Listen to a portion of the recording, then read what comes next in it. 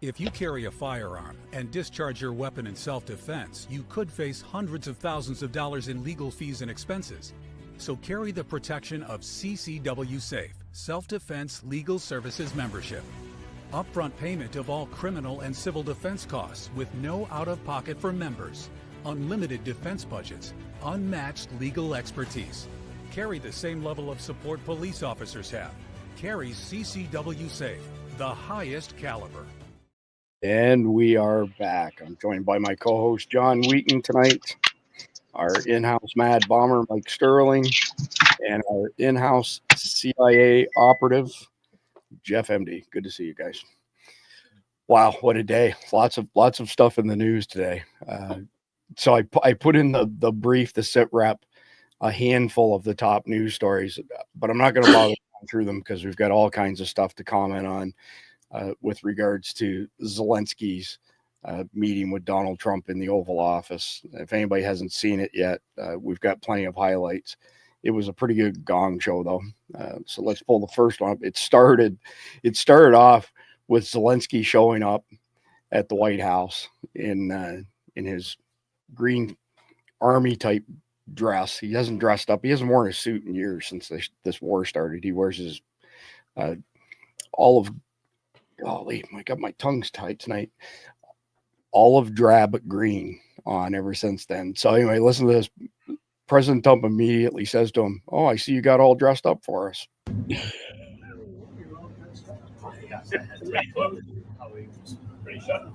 He's all dressed up today. President Trump, what's your message to Vladimir Putin, sir? President Trump. All right, so that's how it started. And then things started to go off the rails a little bit. And it's funny from Cheryl here. She says, in all my life, I've never seen anything like this. Trump is angry, and I mean livid. He is brutally direct in his words. So 2 minutes, 18 seconds. I'm going to play the whole thing because this sets the stage for tonight's entire episode. I'm talking about the kind of diplomacy that's going to end the destruction of your country. Yes, but if you are Mr. not President, strong... Mr. President, with respect, I think it's disrespectful for you to come to the Oval Office and try to litigate this in front of the American media. Right now, you guys are going around and forcing conscripts to the front lines because you have manpower problems. You should be thanking the president for trying to bring an end to this conflict. Have you ever been to Ukraine that you say what problems we have? I have been to count once. I've actually watched and seen the stories, and I know what happens is you bring them on a propaganda tour, Mr. President. Do you disagree that you've had problems bringing people into your military? We have problems. And do you think that it's respectful to come to the Oval Office of the United States of America and attack the administration that is trying to prevent the destruction of your country? A lot of questions. Let's start from the beginning. Sure. First of all, during the war, everybody has problems. Even you, but you have nice ocean and don't feel now, but you will feel it in the future. God bless. You don't know that. God bless. You don't God know bless. that. You will not have a war. Don't tell us what we're going to feel. We're trying to solve a problem. Don't tell us what we're going to feel. I'm not telling you. Because you're in no position to dictate that. Remember this. I'm not You're in no position to dictate what we're going to feel. We're going to feel very you will good. Feel influence. We're going to feel very good and very strong. You will feel influence. You're right now not in a very good position. You've allowed yourself to be in a very bad position, and he happens to be right about it. From the very beginning of the war. You're not in a good position. You don't have the cards right now. With us, you start having cards. Right now, you don't. Yeah, you're playing cards. You're playing cards. You're gambling with the lives of millions of people. You're gambling with World War III. You're gambling with World War III. And what you're doing is very disrespectful to the country, this country. It's back to you. Far more than a lot of people said they should have. Have you said thank you once? A lot of times. No, in this even entire today. Meeting, you said thank even you. Today. You went to Pennsylvania and campaigned for the opposition in October. Offer some words of appreciation for the United States of America and the president who's trying to save your country. So interesting that J.D. Vance would bring that up. He went to a plant in Pennsylvania that was making 155 millimeter howitzer shells and, urged everybody to vote for Kamala Harris. John, I'll go to you first for your comments on today's gong show. It literally was a gong show. Long time coming. Yeah. And honestly, it was nicer than what I would have been. This man has taken billions of dollars out of the pockets of American citizens to conduct this war that nobody really knows what's going on over there. It's been an absolute and total muddied up mess for what's it been? 3 years now? 4 years? 3 years, yes. It's 2022. So, and we have been dumping money. And, I think Zelensky also said, well, I haven't gotten even half of it. Well, where is it? Because we don't have it. Is this a part of the money laundering scheme where the corrupt people are moving money to themselves through this thing? But it's long overdue. This guy has fancied himself Napoleon, marching around the world in his Kim Jong-un military outfit, trying to act like he's some kind of strong man, and he's a freaking actor. He's a comedy actor. Imagine Jim Carrey walking around playing dictator for a country. That's essentially what you have. More like Borat. Yeah, Robin Williams, maybe something along those lines. It's just, it's a gong show, as you said, and it's long overdue that this man was put in this place and realized that, hey, you're not the head of the totem pole. Yeah, and I've got some theories. I've got some theories on why he thinks that's the case. But let me tell you something interesting. While I was researching stuff for tonight's sit rep, is all of the AIs, and we have subscriptions to a bunch of them, whether it be Claude, Grok, Chat GPT, and you ask them how much money has America given Ukraine in this conflict, and the numbers are ridiculously low. One of them came back and said we gave them $7 billion, and that's it. I was like, yeah, maybe in one day, but there's a lot of disinformation out there on this particular topic right now. I also noticed within minutes of this ending that Trump's administration took all kinds of actions, which we'll get into. But Jeff, I'm going to go to you next and get your thoughts on today's debacle. Yeah, I laughed. We were reading the news this morning and this came on, and they went to it, of course, and you're right, it is a long term coming. This guy's an arrogant little twerp, and I'm the leader, I'm the face of democracy, so let me cancel elections. He's taken hundreds of billions of dollars from us and the Europeans. Nobody knows where the money is. And just last week, they reported that one of his generals had embezzled something like $40 million that was sent to them to buy artillery shells or mortar shells or something. And he bought a $4.3 million mansion in the south of France. He bought a vineyard and something like 1,000 different properties throughout France, 5 acres here, 10 acres there, with the money that was supposed to be going to defend his country. And Zelensky himself said, we said, hey, we sent $200 billion. Well, we only got 100 billion of it. No. The troops maybe only got 100 billion of it. You got it. And it's how many of these generals and high government officials over there have purchased humongous homes outside of Ukraine? The answer is frickin' all of them.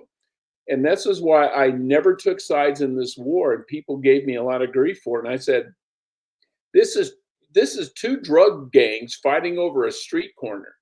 And you're asking me to pick a side? How about none of the above? I don't care.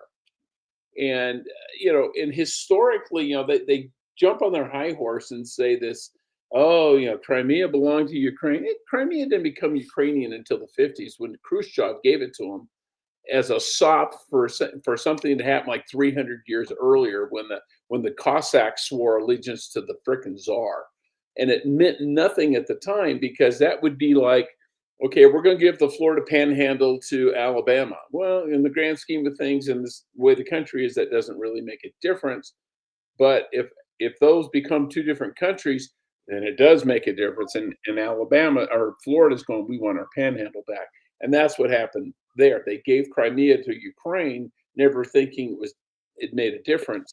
Then when they became separate countries and Ukraine said Crimea is ours, the Russians went, no. We died on that hill. We fought the British, the Turks, and the French to hang on to Crimea back during the Crimean War. We fought for that. That was ours. We only gave it to you as it's a token. And, that's where our fleet is based, and we don't, we need it, we want it. And that's what it all started with. Yeah. And I think it's pertinent to mention the fact that Crimea and these other areas that are in dispute, the people who live there consider themselves Russians, not Ukrainian. Oh yeah. 100% Russian. And they speak Russian. They don't, speak Ukrainian typically. No. Mike Sterling, get your high level comments on today's Gong Show. What a petulant little spoiled child. Yeah. Yeah. I mean, and yeah, he's needed slapped down for about 3 years. I mean, he's been pandered to by the Europeans, left, right, and center. They've given him everything that they possibly could. They just kowtow to him, and he's a spoiled child, and has been this entire time. And he's acting like a spoiled child now, as opposed to, hey, this is a lose big, lose little situation for you right now. Okay, the choice is lose little and lose a little bit of face here in the United States and take our help. And help from an adult in the United States. Or how about you lose big? Go see if the Europeans will give you the same deal. And they keep on saying, oh, well, we'll send our armies. Hey, I hate to break this to you, but if we pull out the Scandinavians, right, we pull the Scandinavians and the Poles out of the mix. There is no NATO. There is no, yeah. The Ukrainian army is bigger than the rest of Europe's armies. I mean, look at the British army. I think their current manning in their regiments is somewhere around 28, 29%, something like that. It's abysmal. It's one of they're a shell of their former selves. So yeah, this little dirtbag, yeah, absolutely. I saw that and giggled my stupid head off this morning. It was a beautiful thing to see that. I think there's probably more tanks in the Texas National Guard than there is in the British Army. Right. Well, that's not. I mean, there's more tanks in the Pennsylvania National Guard. I think comparing the UK to Texas, that's like apples and guavas.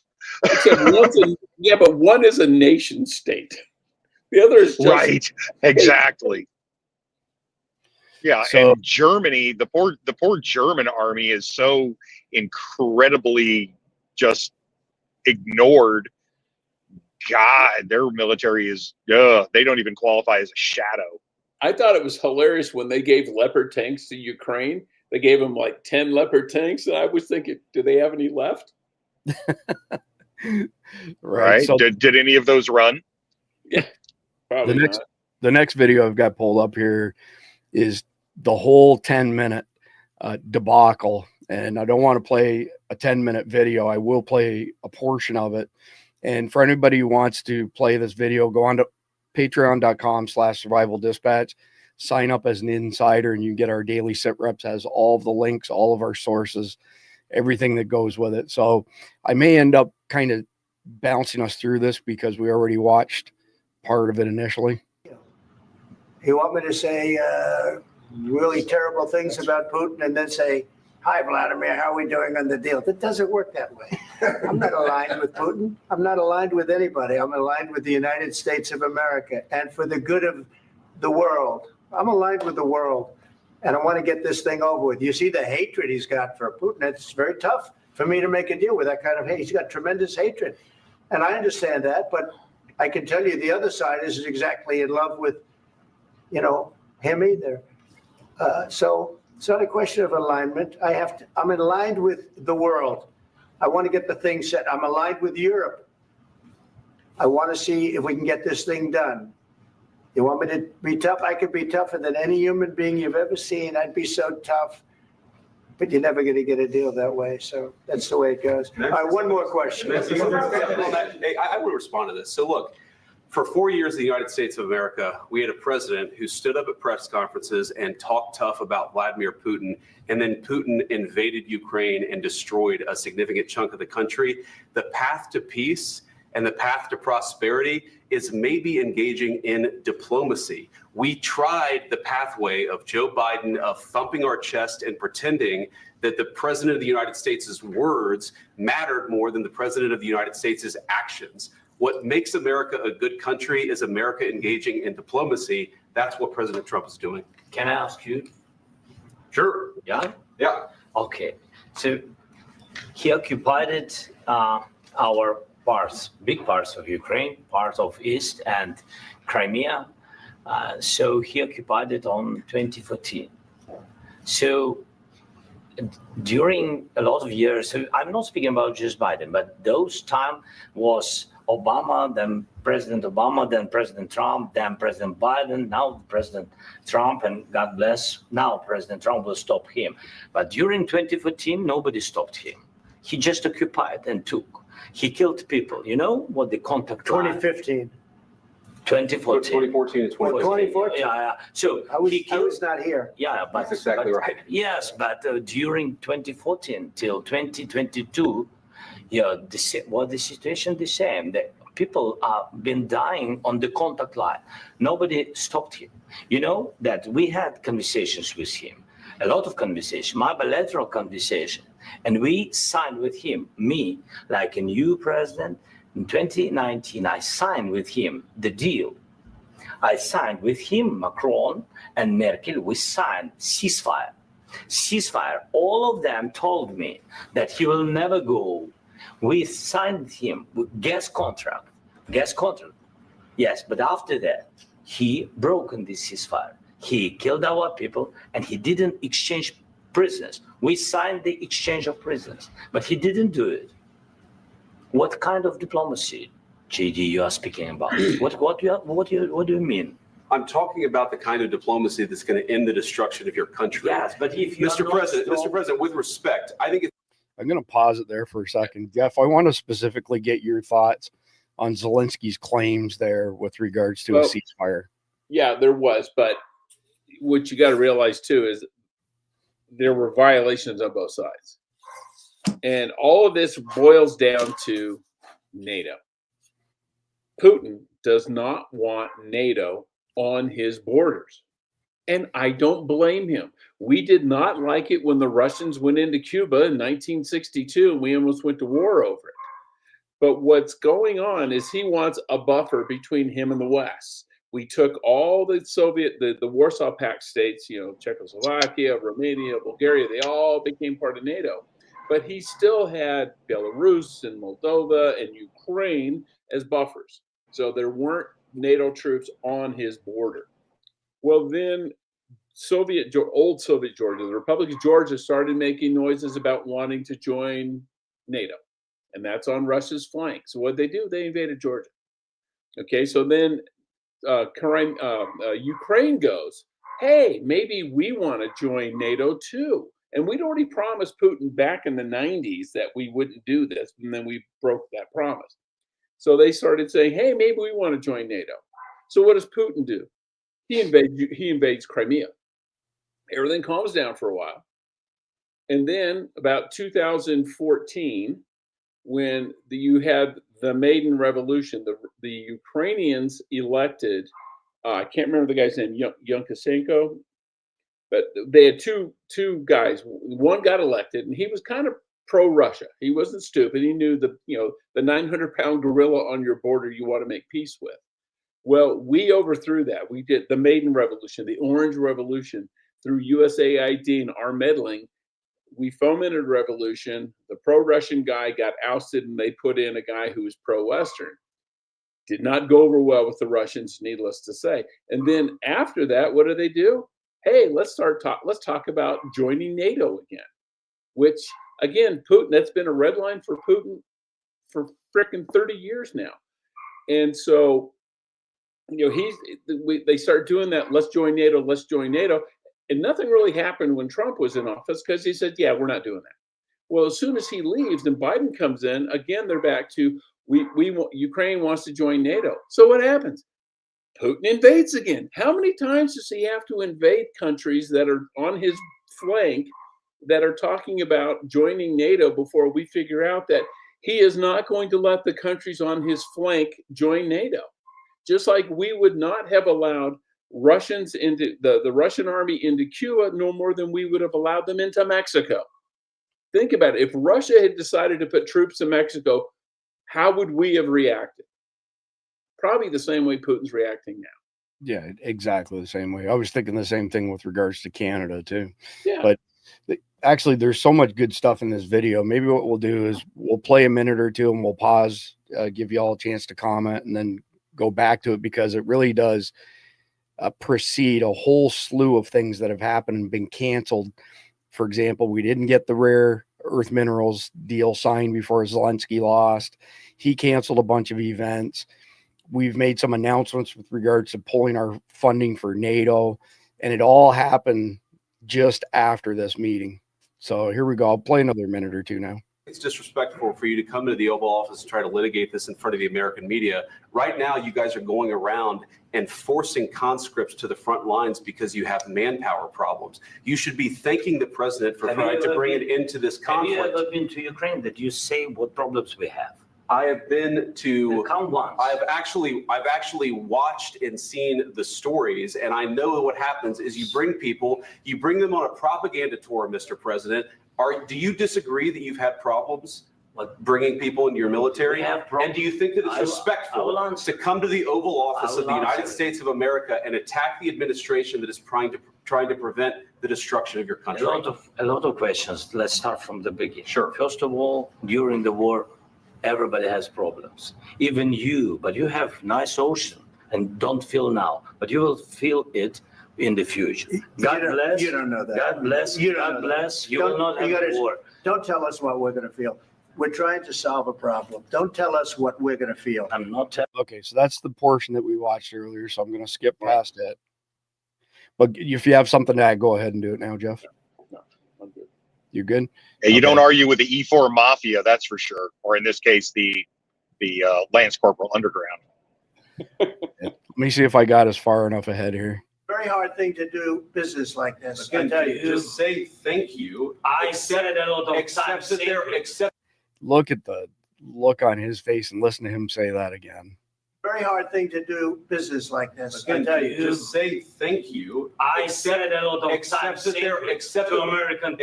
there are disagreements, and let's go litigate those disagreements rather than trying to fight it out in the American media when you're wrong. We know that you're wrong. But you see, I think it's good for the American people to see what's going on. I understand, sir. I think it's very important. That's why I kept this going so long. You have to be thankful. You don't have the cards. You're buried there. Your people are dying. You're running low on soldiers. Listen, you're running low on soldiers. It would be a damn good thing. And then you tell us, I don't want a ceasefire. I don't want a ceasefire. I want to go and I want this. Look. If you could get a ceasefire right now, I tell you, you take it so the bullets stop flying and your men stop getting killed. Of course, we want to stop the war. But you're saying you don't want a ceasefire. But I said to you, I want a ceasefire. With guarantees. Because you get a ceasefire faster than an agreement. Ask our people about ceasefire, what they think. That wasn't with me. That wasn't with me.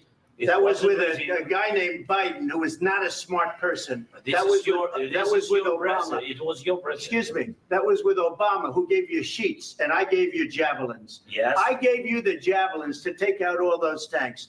Obama gave you sheets. In fact, the statement is Obama gave sheets and Trump gave javelins. You got to be more thankful, because let me tell you, you don't have the cards. With us, you have the cards. But without us, you don't have any cards. One more question to Vice President. I'm going to pause it there, and Mike, go to you this time. He seriously doesn't have any cards, but since you used the word petulant, I thought this would be a good spot for you to comment. Yeah, he does not get it. This guy is a taker. That's the bottom line of the whole thing. He's a taker. He wants more. He wants more. He wants more. And he's not thankful for what he does get. He expects that guy still thinks that he's going to win this fight. And I don't think he's actually understanding that you've already lost the war.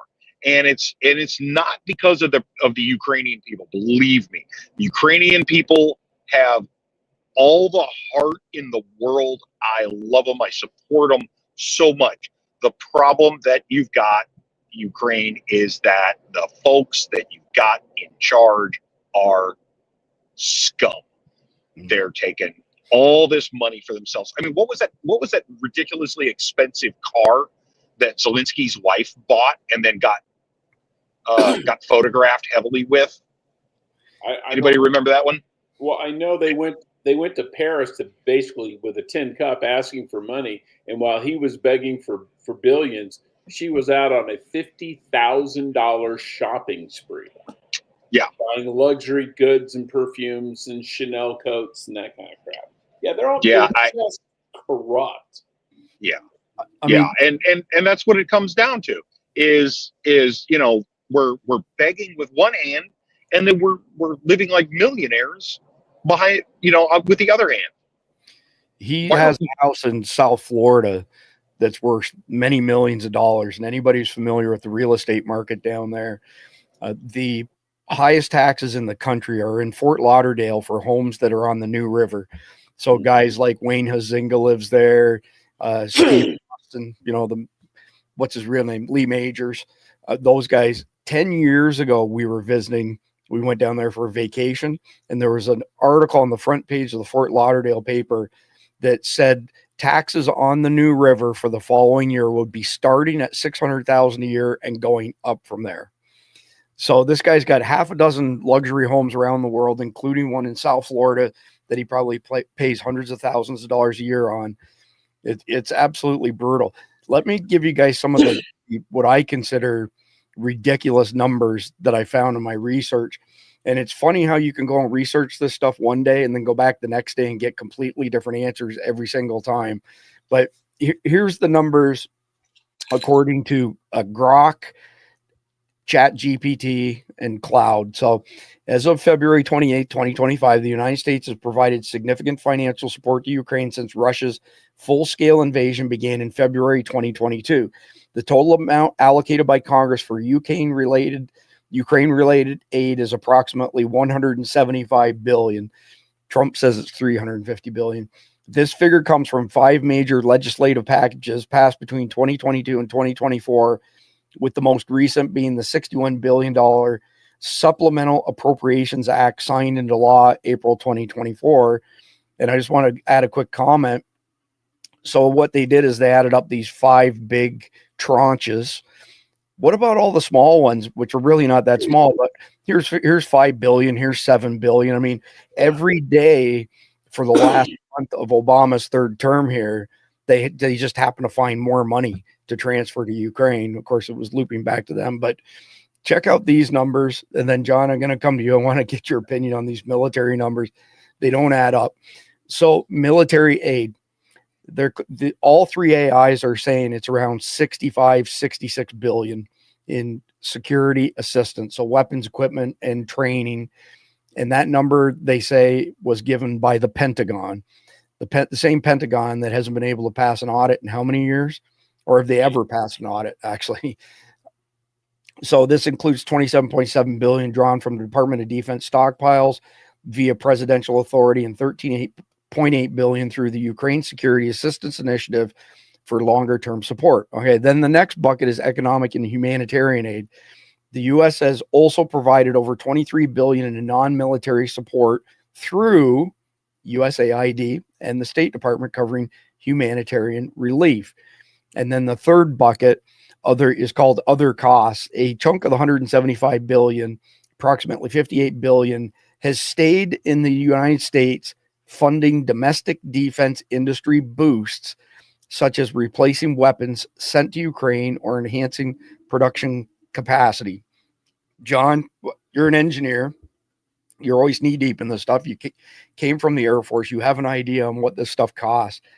I think their numbers are out to lunch. 60-something billion in military aid. That's it. You're on mute, John.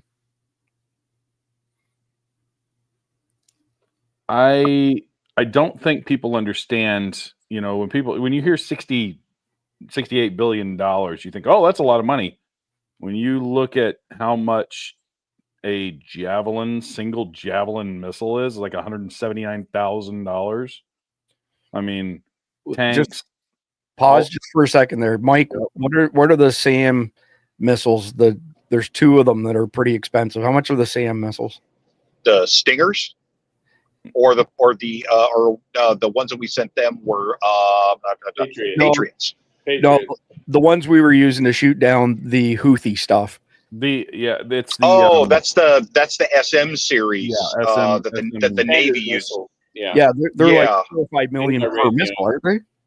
The top one, the SM6, is, I want to say it was 3.2 million, something like that. Yeah. Okay. Sorry to interrupt, John, but I wanted to get that because 170 something thousand versus millions for one missile is a big jump. But go ahead. And by the way, a javelin is 800K. Okay. Well, I was actually looking this up while you were talking. Now there's two different figures though. There's the price we put on it when we give it to them, which is low, and then there's the price that we have to pay to replace it, which is high. We give them this, what we say is 150 grand. Okay, so there's 150 grand, but then we have to replace it in our inventory, and we pay 800 grand for it. Wow. Right, because and that's the reality of it is price they want on it when they send it overseas. Yeah, and it's free. And a lot of that may have to do with the technology, because there's different series or different generations of these weapons. So they may be getting a Gen 2, we're at generation 7 or 11 or 15. That's very common. When I was in the Air Force, like, I think, you hear Sidewinders. Sidewinder missiles have been around since the 1960s. But guess what? We're on like generation 80 or something like that because of the difference in the tracking systems, and they're just better microcomputers inside of them, better tracking systems, better infrared sensors. All of that stuff goes into this, and that's why you see such an appreciation in the cost of replacing this.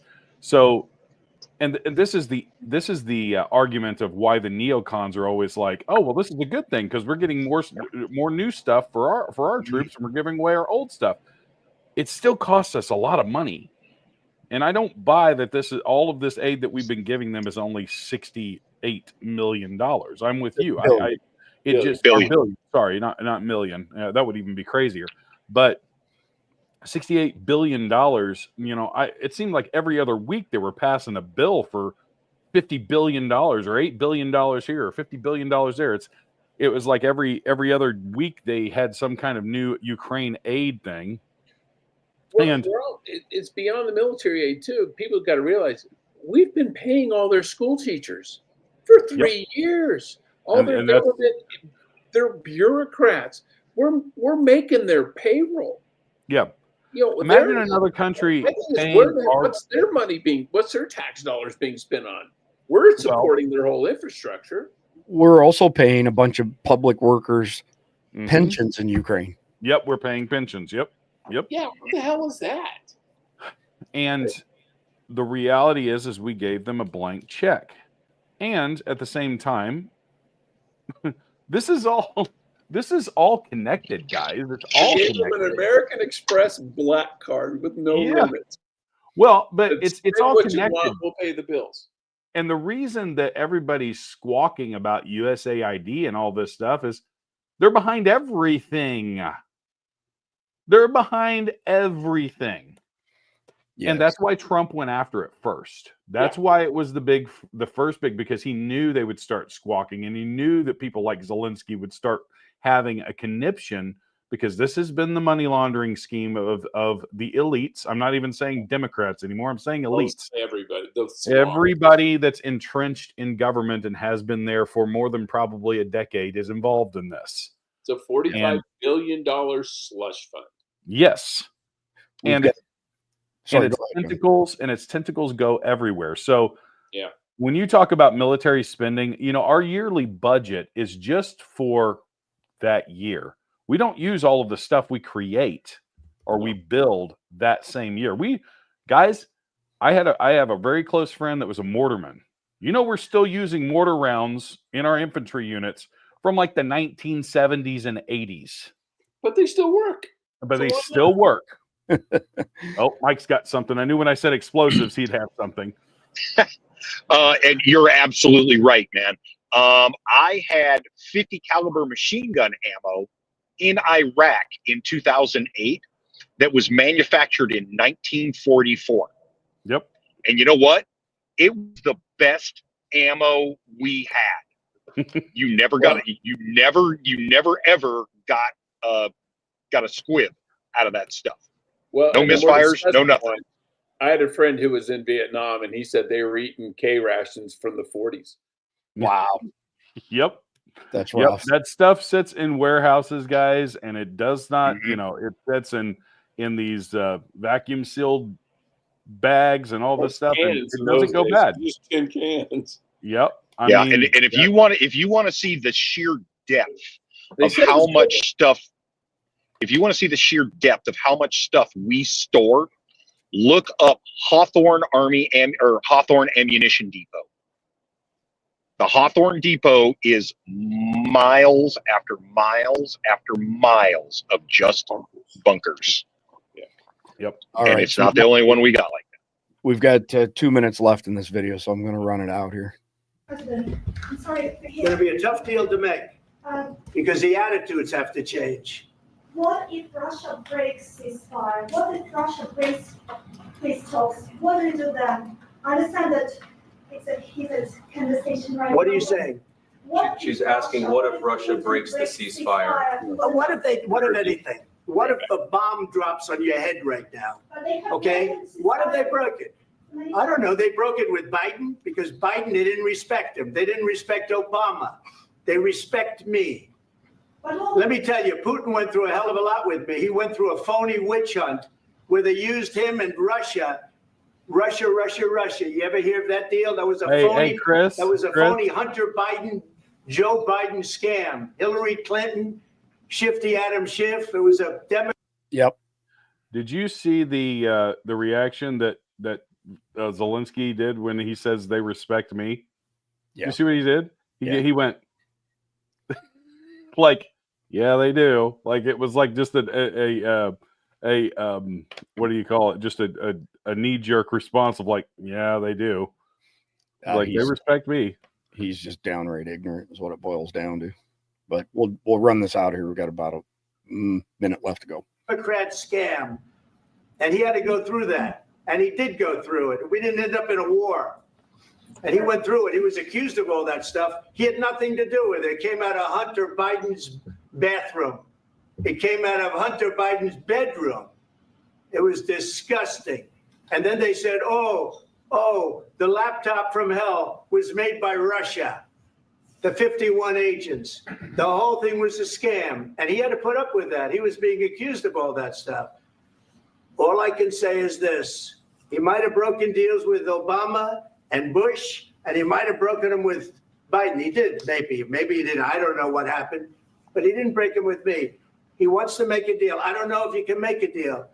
The problem is I've empowered you to be a tough guy. And I don't think you'd be a tough guy without the United States. And your people are very brave. But you're either going to make a deal or we're out. And if we're out, you'll fight it out. I don't think it's going to be pretty, but you'll fight it out. All right. Jeff, your comments on the end of that exchange? Well, Zelensky sitting there like being a little bitch. But Trump is 100% right. If it wasn't for us, they wouldn't exist right now. And if you're not willing to listen to the only people that are standing between you and utter destruction, then fine.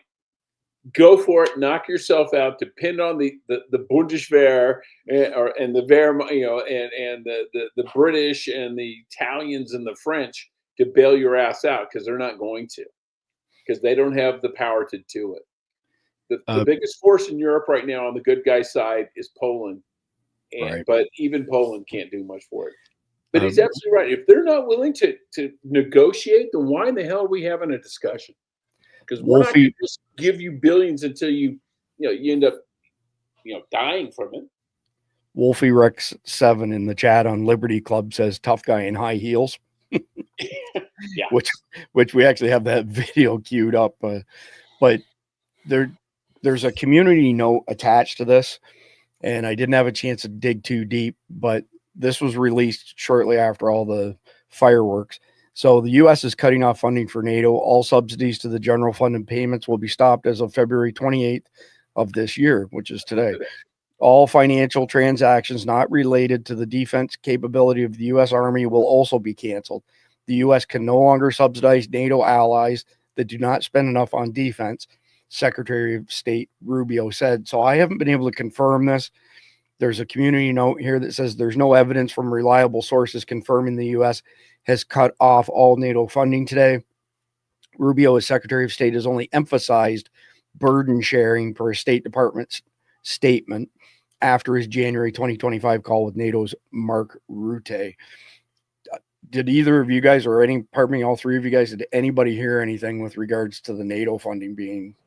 I can't believe they cut all the NATO funding in one fell swoop. I could see them climb back multiple times, but Jeff? Well, if we just basically said we're going to spend what you spend, NATO would collapse because we're 70% of NATO's net, 75%, I think, of NATO funding.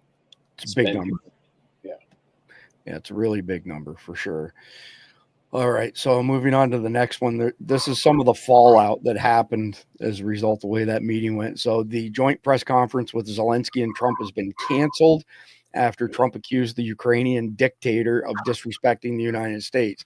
Zelensky's motorcade has just pulled up. Good, get the hell out of our country. So that was at 1:27 Eastern time this afternoon.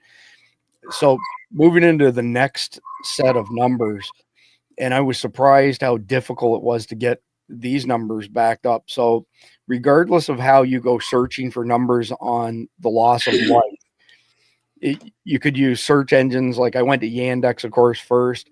Then I checked DuckDuckGo. At the very end, I checked Google, knowing full well that it wouldn't be accurate information, but I wanted to see what was there.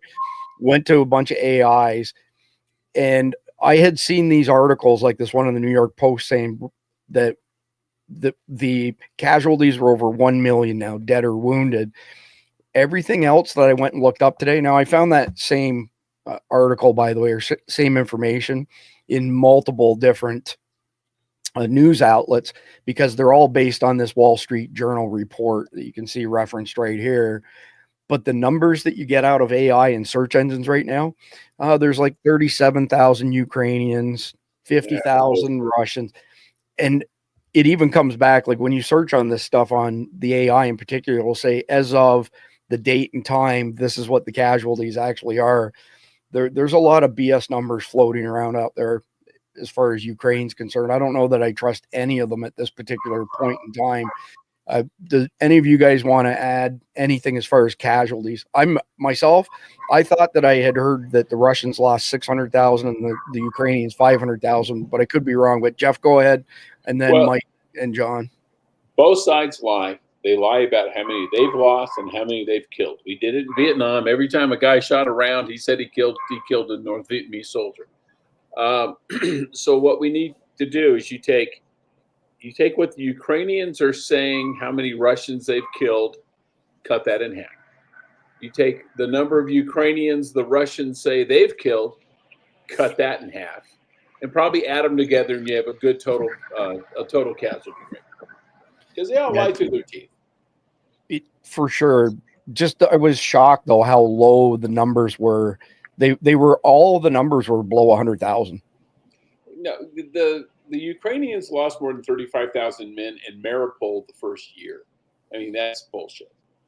Yeah, I figured as much. Mike, do you want to add anything as far as casualties are concerned?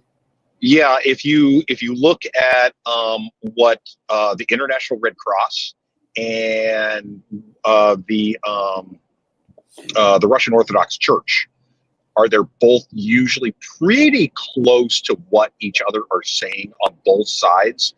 If you combine both sides together, we are looking at about 1 million casualties overall. But that doesn't deviate from that doesn't differentiate between civilians and military.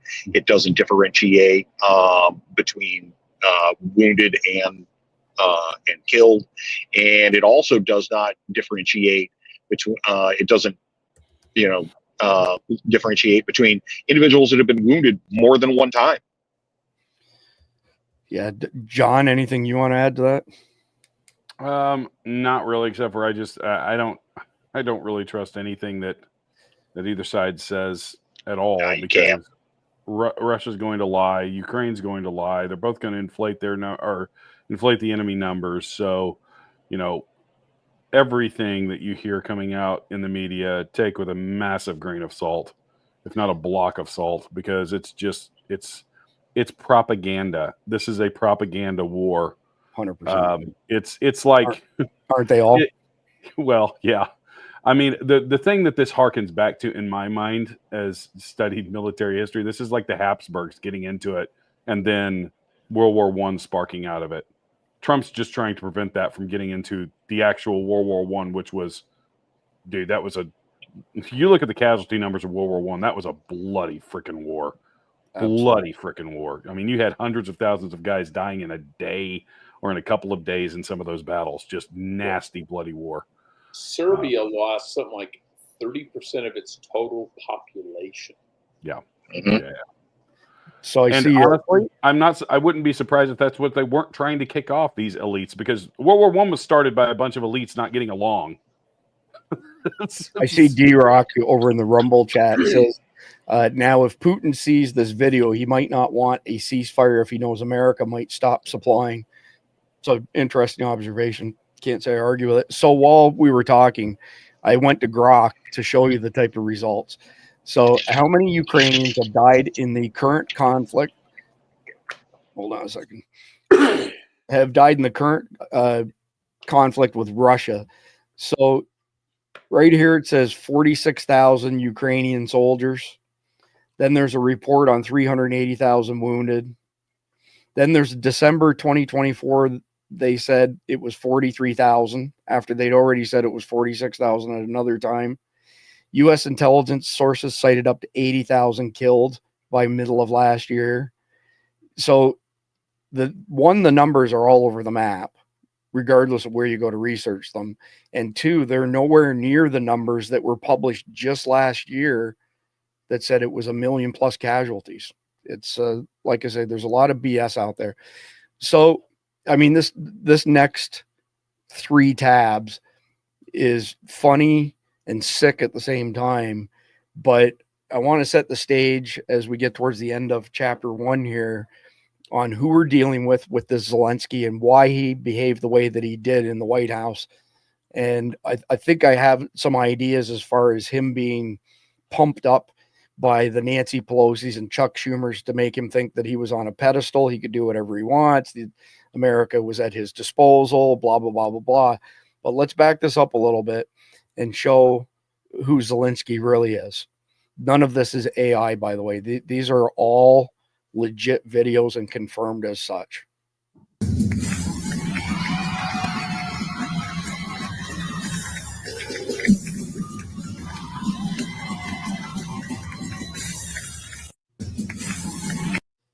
All right, that's one down. Here's the next one. It's good Ukrainian television. Very nice.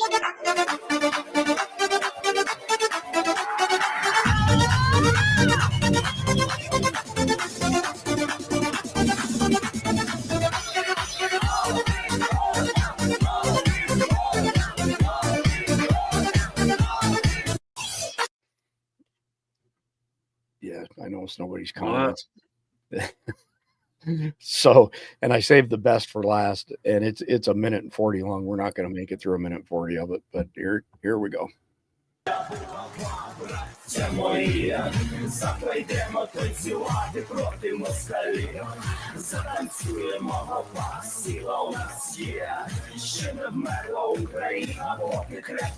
So this is Zelensky right here under my cursor, by the way. And this is not AI.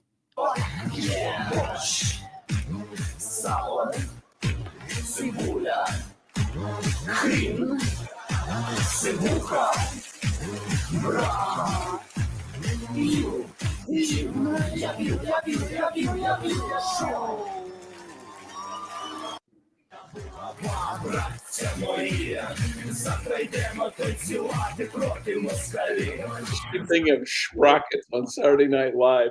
This is very dance.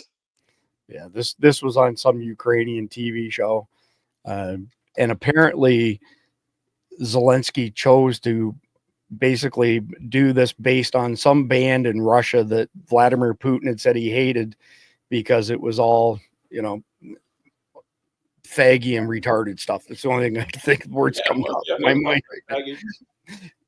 But suffice to say, this is who Zelensky is. He's a professional actor at the end of the day. Yeah. And he's a very weird professional actor, like most professional actors are, right? He's a strange dude. So here's the story that you mentioned, Jeff. Ukrainian President Zelensky's wife goes to Paris and begs for money and goods, and then reportedly goes on 40,000 euro shopping spree.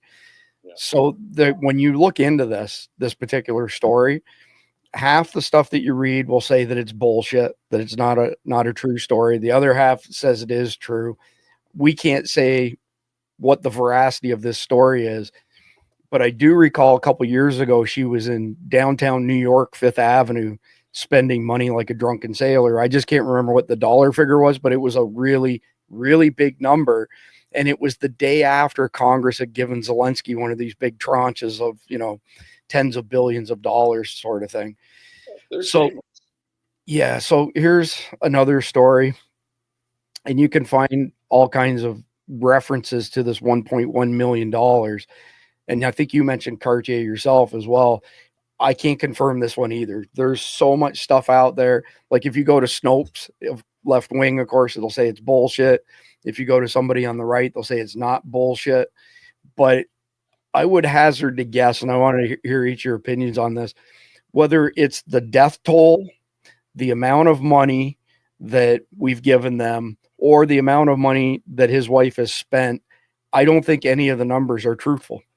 I think all of the numbers are skewed across the board, depending on what their source is and what the purpose of that source is as far as shaping people's opinions concerned. Jeff, do you want to take a swing at that? Well, yeah, I mean, both sides have their reasons to inflate or deflate the numbers.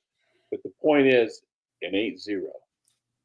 And the other thing is, Zelensky, we know he has properties in Europe and in the United States. They're in his name, for Christ's sakes. Yes. The question is, where the F did the money come from?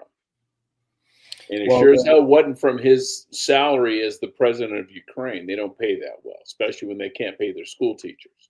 It came from us. I'm not a betting man, but I would put my money on whether it's USAID or another crooked mechanism of our federal government.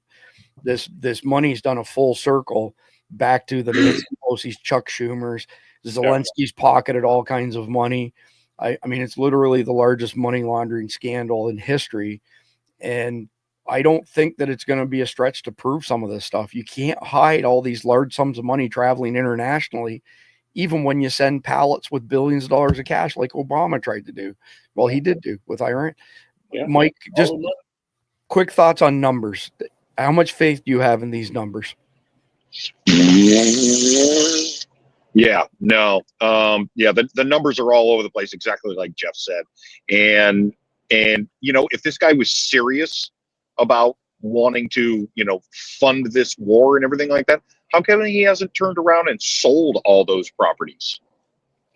You know, I mean, if he needs money so bad, why aren't you? I mean, and honestly, I would have loved to have seen JD Vance just pitbull him right there today and say, hey, you know, you're asking for money, you're asking for this, you're asking for that. How about this house here at, you know, in this town? How about this house in this town? How about this house in this town?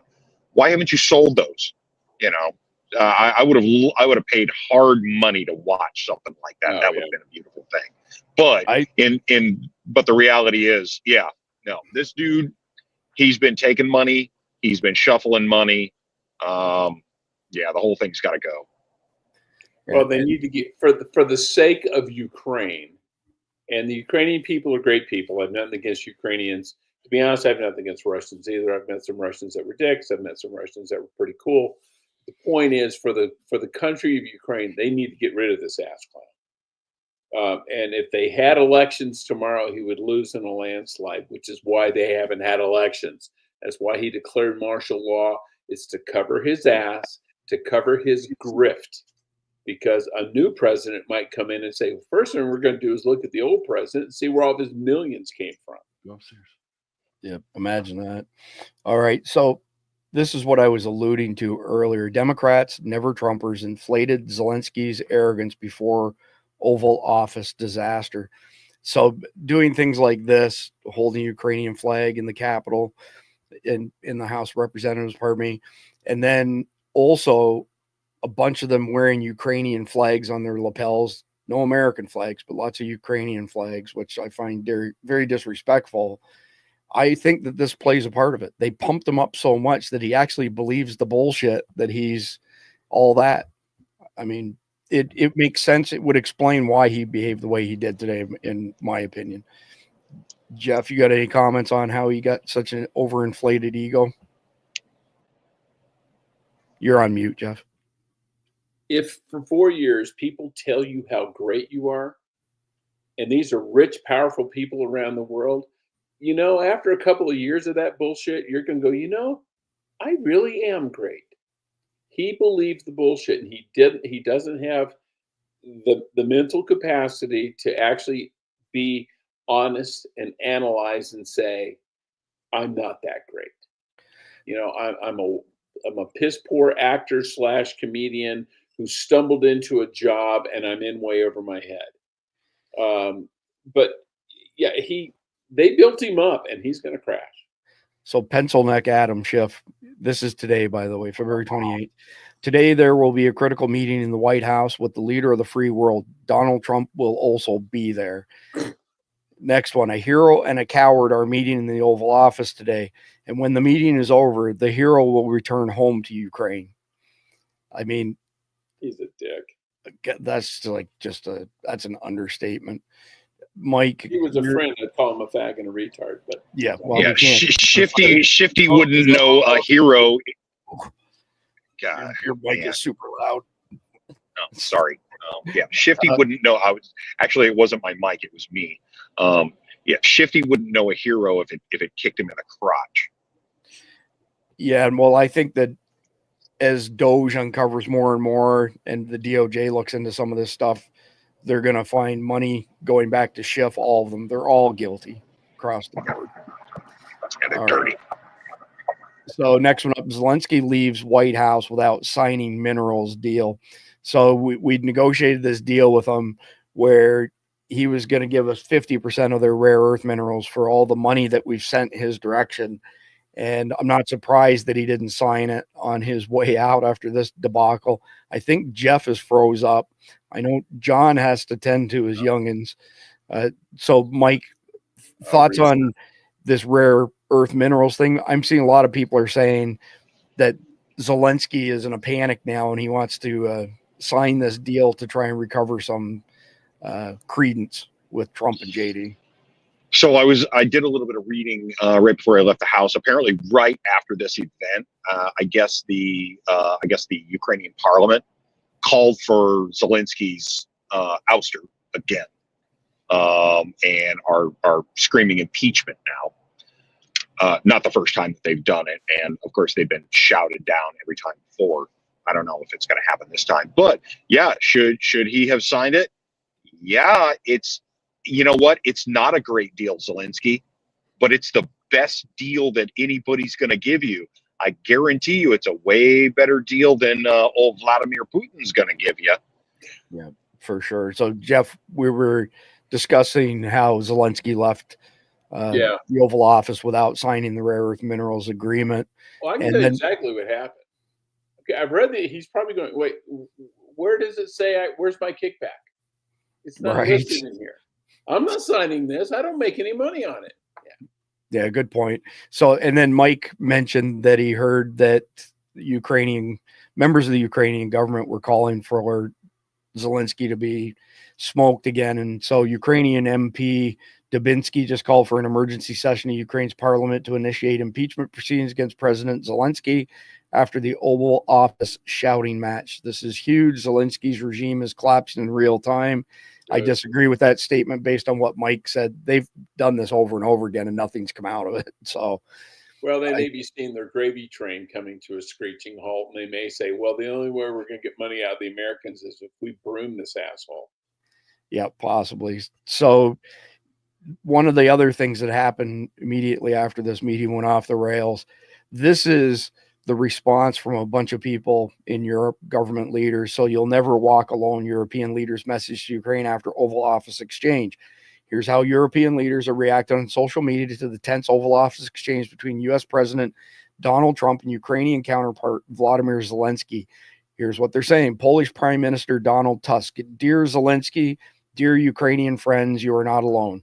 Spanish Prime Minister Pedro Sanchez. Ukraine, Spain stands with you. Germany's Foreign Minister Annalena Baerbock. Ukraine is not alone. Germany, together with our European allies, stands alongside Ukraine and against the Russian aggression. Ukraine can build on unwavering support from Germany, Europe, and beyond. Their defense of democracy and their quest for peace and security is ours. Moldovan President Mayu Sandu. The truth is simple. Russia invaded Ukraine. Russia is the aggressor. She said Ukraine defends its freedom and ours. We stand with Ukraine. Then there's Lithuania and Estonia pipe in as well. And I'm going to stop on that to get your comments first, Jeff, and then Mike. Well, this is like you've got to go into a fight against a 250-pound guy, and the 85-pound nerd is behind you saying, dude, I got your back. Well, that's really not much reassurance. Of those countries, how many of them have done shit for Ukraine? Probably the Poles more than anybody. You know, the Germans have written a couple of checks and given them some old broken down tanks. None of them can do anything. They can talk a big fight. They cannot affect any kind of change, because if I can guarantee you, if Polish Prime Minister Tusk called up Vladimir Putin tomorrow and said, I want to discuss a peace deal, Putin would say, I'm sorry, who are you? Right. So actually where I was going to go with this, as far as asking you a question, Jeff, and you kind of answered it, but I personally don't think that these small European countries stand a hope in hell of going against Russia, not because of Russia per se. Like, I know that a lot of their equipment's not up to par. They've lost a bunch of men, but they're in cahoots with the Chinese, the Koreans, you know, the Iranians. All these bad actors will help Russia. If this was to escalate to a continental war, I think Europe's in deep, deep trouble. Well, the Russians, if you look at Russian history, not Soviet history, Russian history, they have never been shy about spending human lives to get what they want. True. Ask Napoleon, ask Hitler. You know, they have been willing to cede land and people for ultimate victory. They bleed their opponents dry. I mean, the Finns kicked their ass in the Winter War of 1940. Finland's a small country, but Russia was, Soviet Union then was such a big country. The Finns knew they could not sustain it. Ukrainians may be better fighters than the Russians. They may be more motivated than the Russians. But as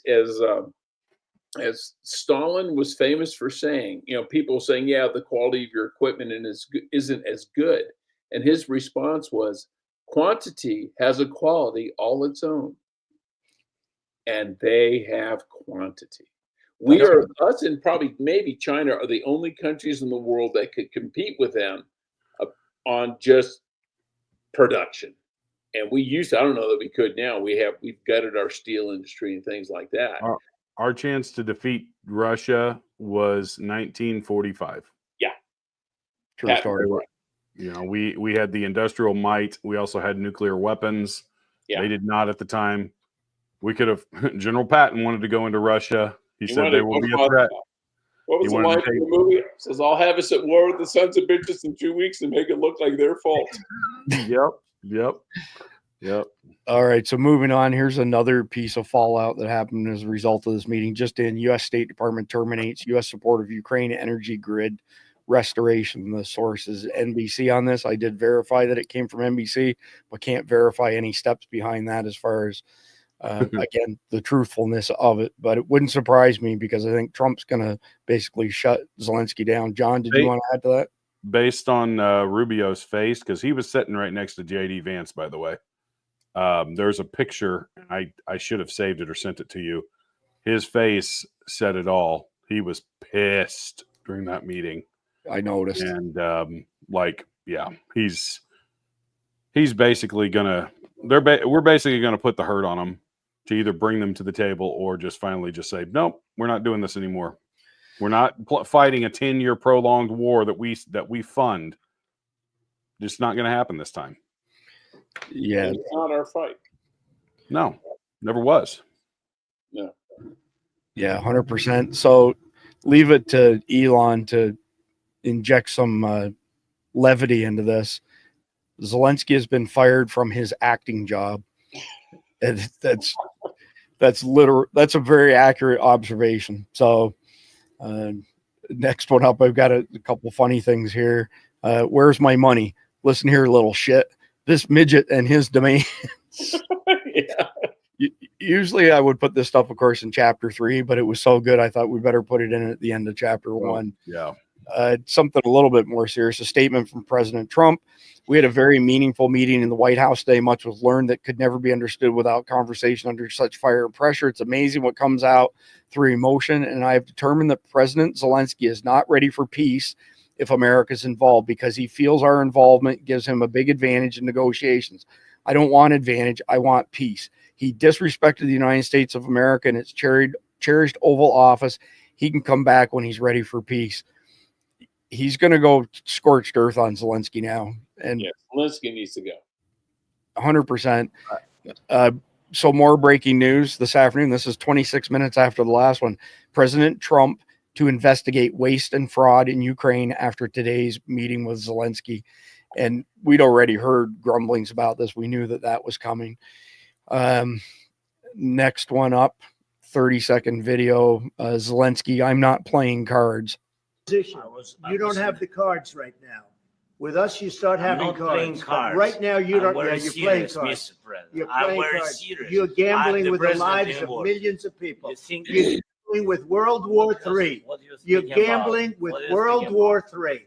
And what you're doing is very disrespectful to the country, this country. It's back to you. Far more than a lot of people said they should have. Have you said thank you once? A lot of times. No, even. So God bless whoever put that video together. And we've been talking all week about this guy who showed up out of the blue and has a gazillion followers on X, just like that, who goes by the name Retard Finder. And he finds retards. So what if he ever shows up on your X profile and says hi, run. He's after you. He's basically declaring you a retard. So this tells you how bad Zelensky really is. Retard Finder says retard of the year. And it's early. You can't argue with that one at all. All right. So I'll give everybody a chance to wrap it up on Ukraine before we go into chapter 2, and we'll kick it into high gear there. John, then Mike, then Jeff. So the one thing I will say is this is a picture of what the world thinks the United States is. As far as like, they think that we are the world police. They think that we're the funders of defenders of their own country. They think that we're going to bail anybody out that has some semblance of a democracy. And we need to get out of that business. It's never gotten us anywhere good.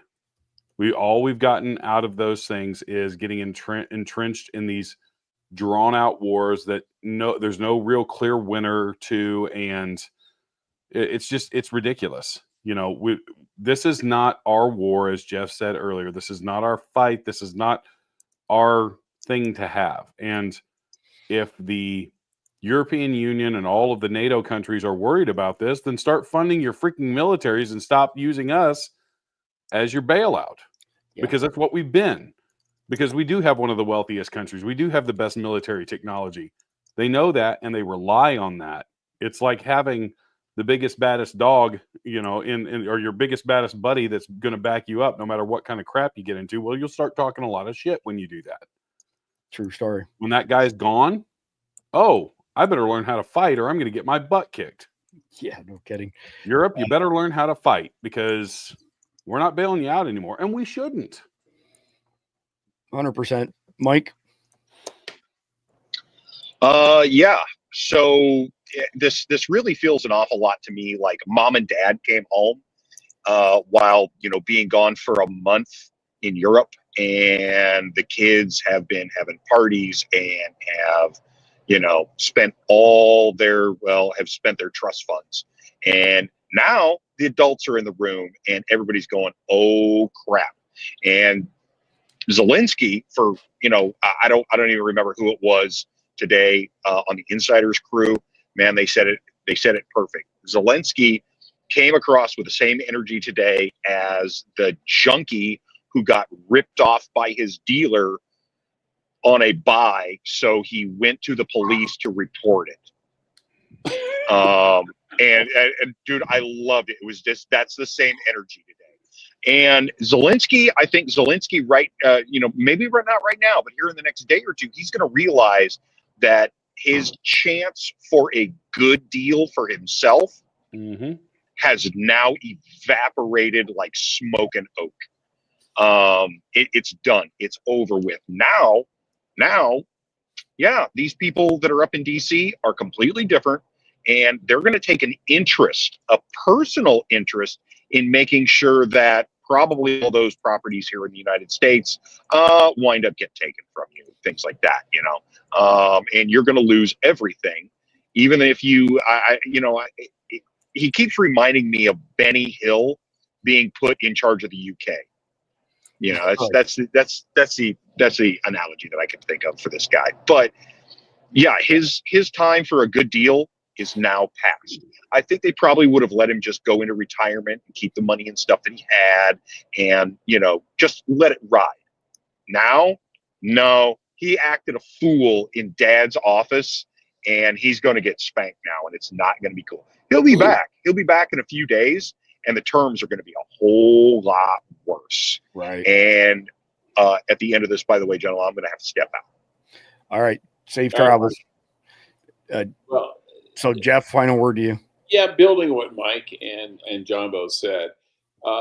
Zelensky reminds me of the kid whose parents are divorced and he lives with mom, and he's like 19, 20, 21 years old, and he keeps getting busted for DUI and drug possession and everything else, and mommy always bails him out of jail. And then mom gets remarried, and the stepdad comes along, who's a former Marine, who goes, "Yeah, we're not doing that shit anymore." And he's finally going, "But I'm in jail." And the stepdad's like, "Yeah, and you're going to stay there because we're not bailing your ass out this time." You know, it's the parent that is finally, you know, Trump is the parent that has finally said, enough of this crap. Put on your big boy pants and go out and solve your own freaking problems. Yeah, well said. All right, so we have a short message from Sawyer Products. We'll be right back for Chapter 2. The Sawyer Mini is the most versatile personal filtration system available. It's a perfect solution for backpacking, hiking, hunting, fishing, scouting, international travel, and emergency preparedness. At a mere 2 ounces, the Mini fits in the palm of your hand and can filter up to 100,000 gallons of water from any freshwater lake, river, or stream. The Sawyer Mini has a 0.1 micron absolute pore size. It was tested to 10 million parts of bacteria and 1 million parts of protozoa without a single breakthrough. This is the highest level filters can be tested to, so we're confident these are the highest rates of filtration available.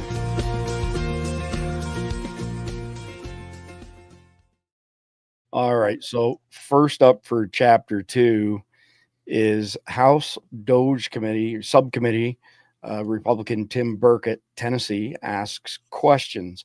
And he's asking questions specifically with regards to USAID and sending money for terrorists to use against us. It's 5 minutes and change. I won't play anywhere near the full 5 minutes, but enough to get the gist of it. It's not good. Mr. Roman, are you aware that we are sending $40 million a week to the Taliban? Yes, sir. Can you name other instances of foreign aid going to terrorist organizations? We have assisted al-Shabaab in Somalia. There's been instances of the Hamzi network in Sudan, Hamas, Islamic Jihad, Hezbollah, Kataib al-Hezbollah, Hayat al-Qud al-Shams in Syria. Dozens of terror organizations have received indirect assistance from U.S. foreign aid.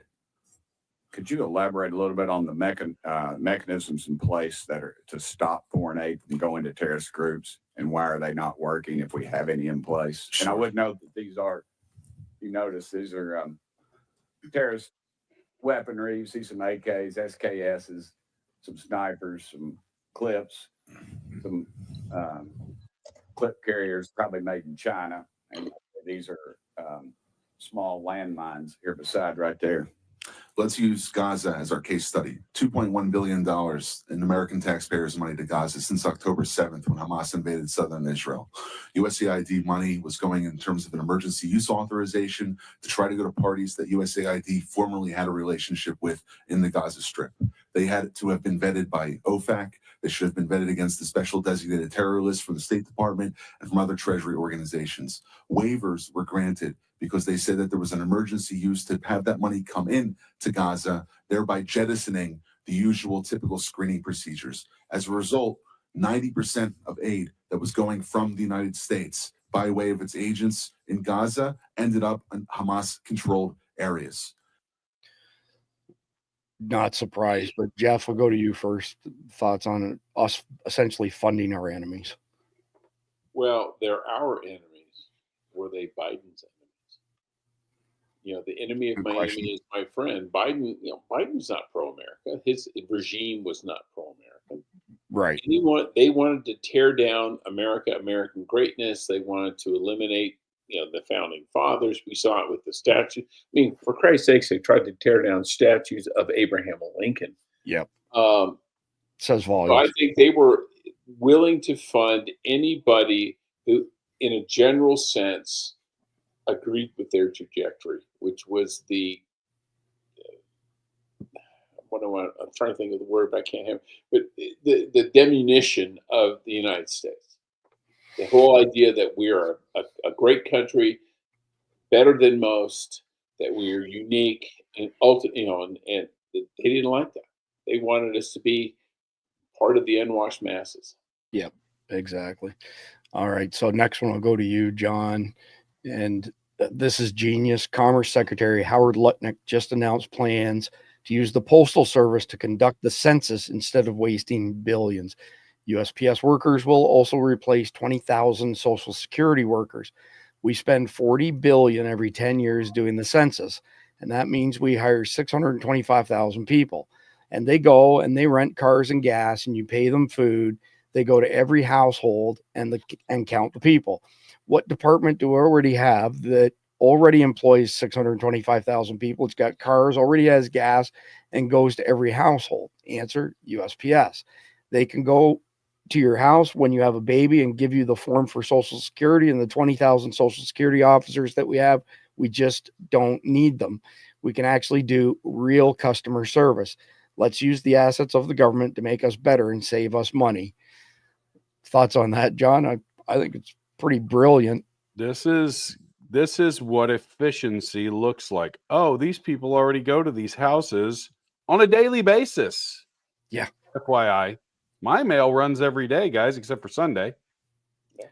You know what? Amazon runs Sunday sometimes. So the mail carriers run 7 days a week, 365 days a year, except for Christmas. Why not?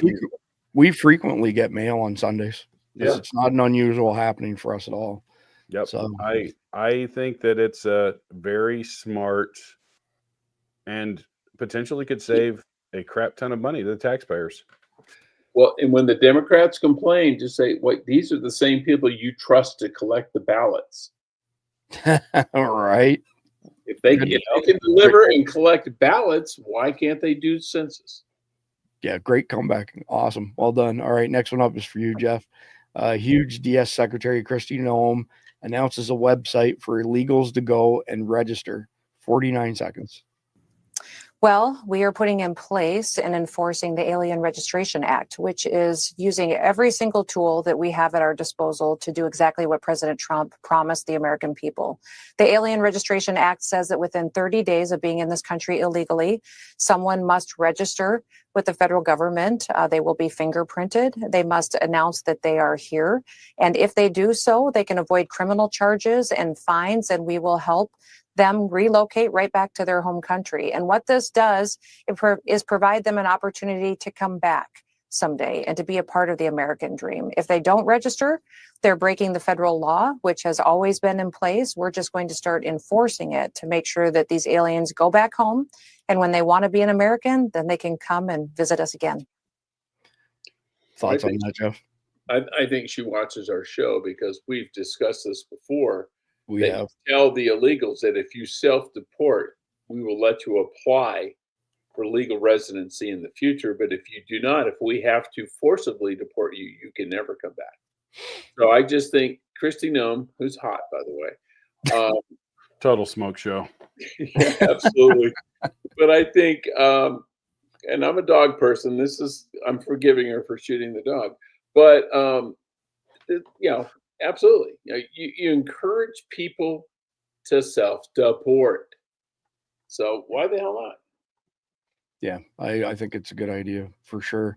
Next one up's for you, John. Breaking update New York. What we didn't want happening is unfortunately happening. Of the 29 Mexican cartel bosses brought in last night to face charges for their crimes committed in America, 2 will be appearing in federal court today in Brooklyn. Unfortunately, the liberal state of New York will help decide the fates of these cartel bosses now.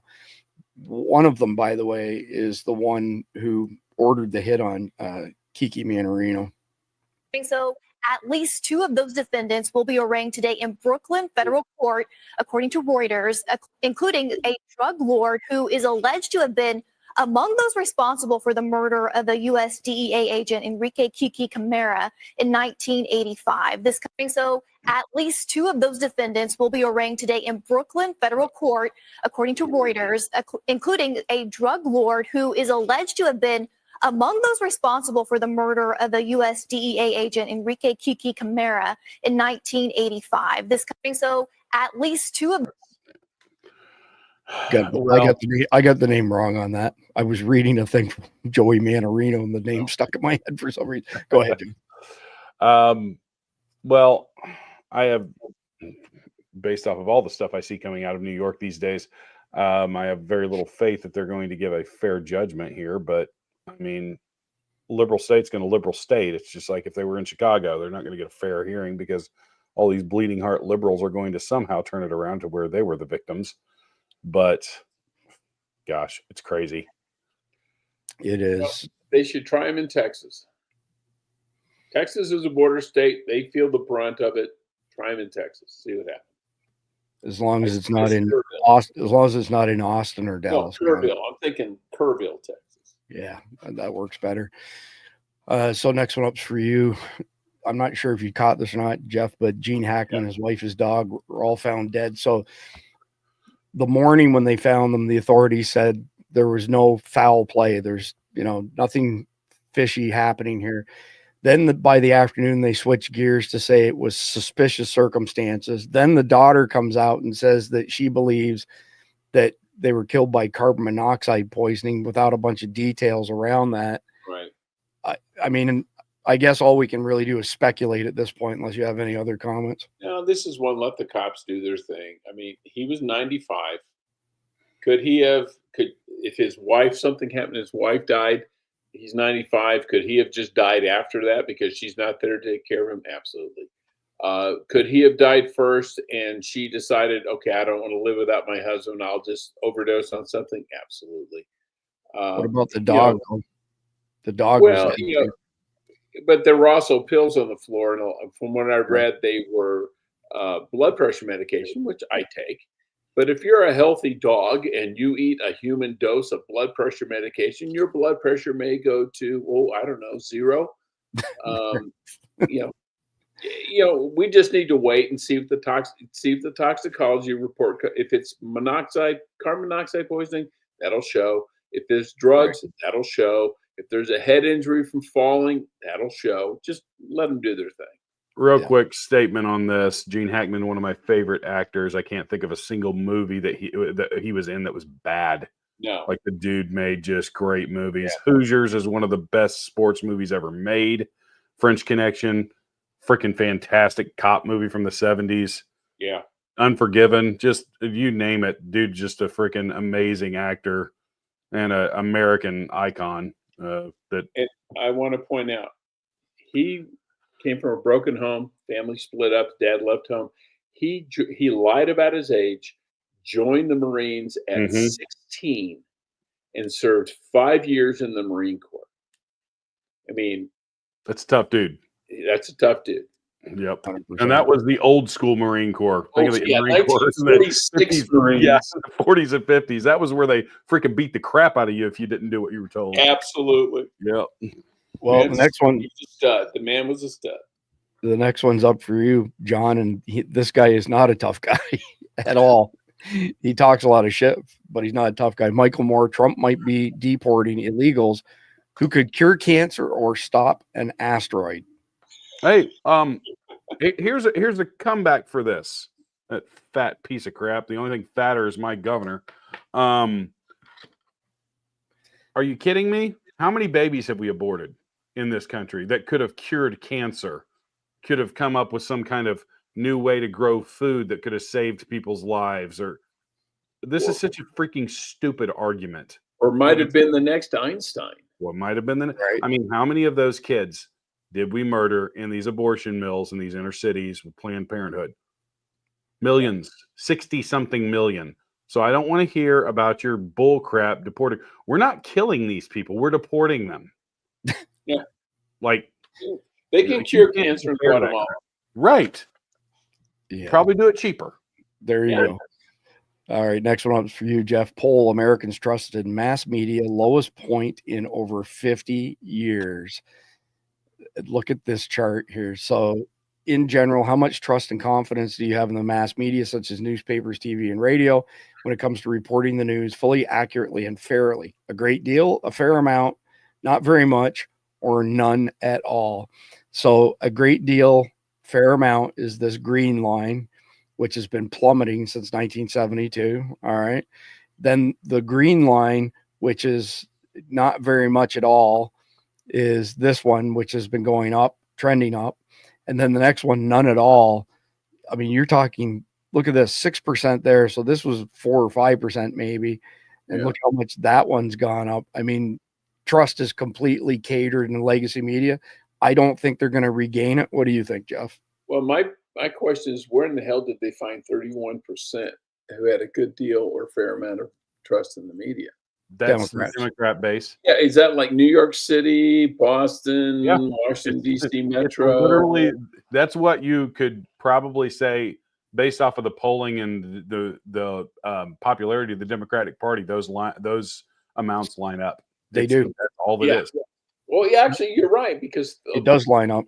26% of Americans, I think, identify as liberal. But then you add the 4 or 5 that go, well, my local newspaper is pretty good. Yeah.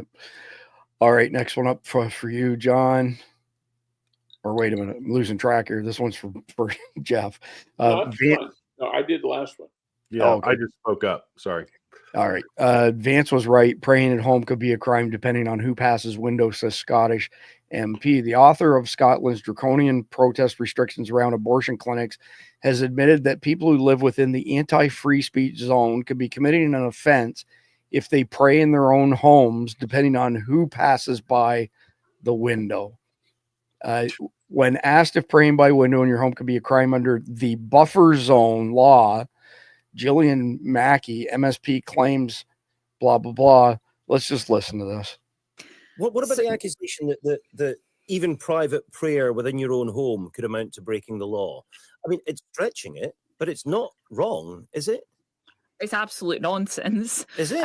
I'm looking at a letter that the government sent to householders Nowhere in it does it inside say zones. private prayer. No, but what it does say is that the activities in a private place, like a house, in these zones could be an offence if they can be seen or heard within the zone and are done intentionally or recklessly. Now, if you're telling me that prayer can be an offence outside a clinic, if you're inside your own house in that zone, theoretically, the law could be applied to you, couldn't it? I'm just trying to work out if there's any way in which JD Vance could be right. I should be really clear. Praying in of itself is not an offence under this bill. We are not banning prayer under the act. Performative prayer. If you're standing at a window with your hands together in front of your face in that classic kind of, that classic image of prayer. If you're standing at a window so people can see you, then could it be interpreted as an offence? That then depends on who's passing the window and whether anybody so he's not can wrong, is he, JD Vance? No, he's not wrong. He is wrong because if I don't know anyone that can pray loudly or performatively enough to be seen from outside their own house. This stuff is insanity, right? So they've been arresting people in Great Britain for this exact thing. Standing on a corner in close proximity to something that's evil, not saying a word, not holding any signs, but guilty of thought crimes. She's full of shit. She's a hardcore communist, Marxist, whatever you want to call it. But go ahead and roll with this. This is also the way that this stuff happens is because they will, to your face, say, oh, no, that's not what it means. But then they will arrest people for doing it. Yeah, that's the reality of it. Because they don't want the general public, the normie norms, as we call them here in America, to catch on to the fact that this could be enforced on you. It's like every liberal gun law that they're trying to pass and all of these things. There's ambiguous language that allows them to interpret it however they want to based off of who they are arresting because of it. And that is the way that liberal laws are written. They're not written matter-of-factly like shall not be infringed in the Second Amendment. They are written with this lawfare doublespeak that allows them. It's like an international standard, like ISO. It's written so that the organization can interpret it or the auditor can interpret it however they see fit. I know I was an auditor for ISO for 7 years, so that's the way they write laws, so that it's not held to any kind of standard necessarily. It's up for the interpretation of the legal counsel or the police of that area. And that's the way they write these laws now, so that they don't get in trouble in the court of public opinion, but they can enforce them, and they will enforce them as they see fit. I had to bring attention to Starry Ray's comment. It's true. I'm in the UK. We see it's 100% true, and we see it in our country with the no, we will never tell a parent how to raise their kid. Yep. Unless they're gay, unless they're trans, or they identify as trans, or, and then we'll transition him to her, and we won't tell you. And if a teacher tells you, the teacher gets in trouble. Yeah, exactly. All right, next one up is for you, Jeff. Quick comments on this. Breaking Trump to sign order making English the official U.S. language. Well, this is one of those, duh. And most people will think, you mean it hasn't been? It hasn't been. Yeah. We've never had an official language. That's right. But it's absolutely. And for people who say it's racist, it's like my family spoke German when they came here. But my great-grandmother immigrated here from Germany. She could not speak English. Her son, my grandfather, could not speak German. They had bilingual conversations. She would talk to him in German. He would answer her in English. She could understand English. He could understand German. But the whole point was, she said, you're in America, speak English. I'll use an example real quick. Sorry, I'm not trying to cut in on his, but I work for a Japanese company, and we regularly send people over to intern for a year or two over in Japan to learn the Toyota production system, to learn all of these things that are big in manufacturing now. If you cannot learn Japanese to go over there, you cannot make it. You cannot go. And that's just for an internship. And the thing is, if I'm in Japan and I'm Japanese, damn right. Yep. My son-in-law works for Toyota, by the way. Yep. Well, I mean, look at what's happened in Canada with 2 official languages. Yeah. French and English.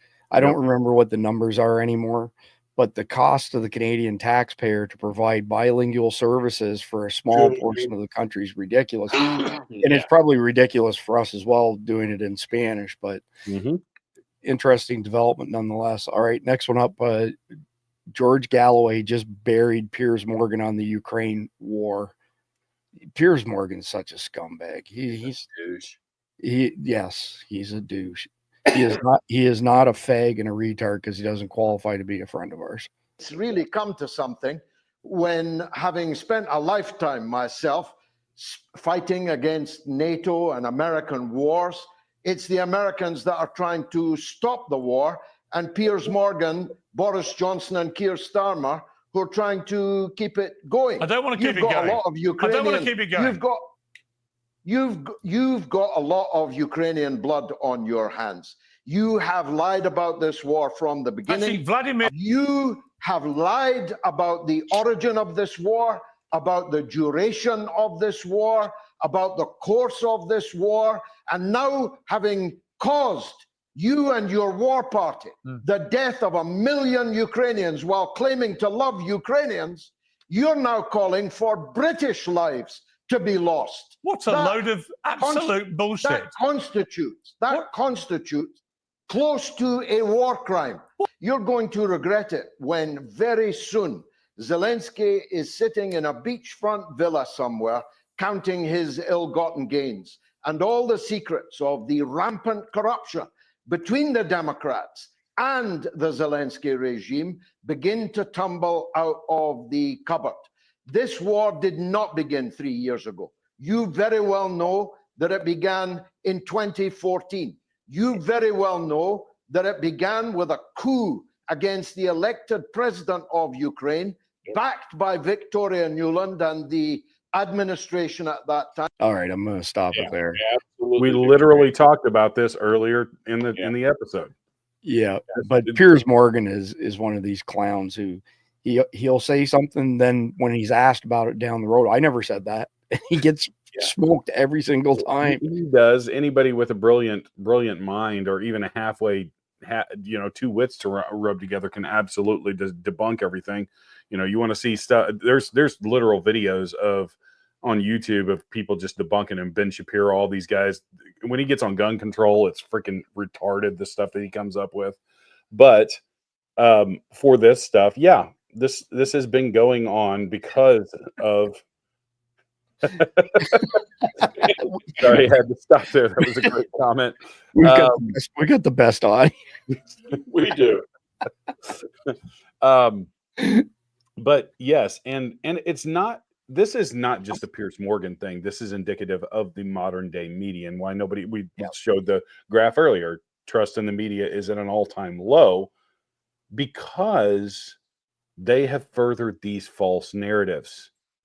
They're the ones that push. I mean, go back to, is it ironic that the Ukrainian war stopped right after like the coronavirus was when it started dying down? All of a sudden we got a war. So we have another narrative to push. Imagine that. Another way for us to send money to places where we don't know where it's going. We don't know where it's ending up.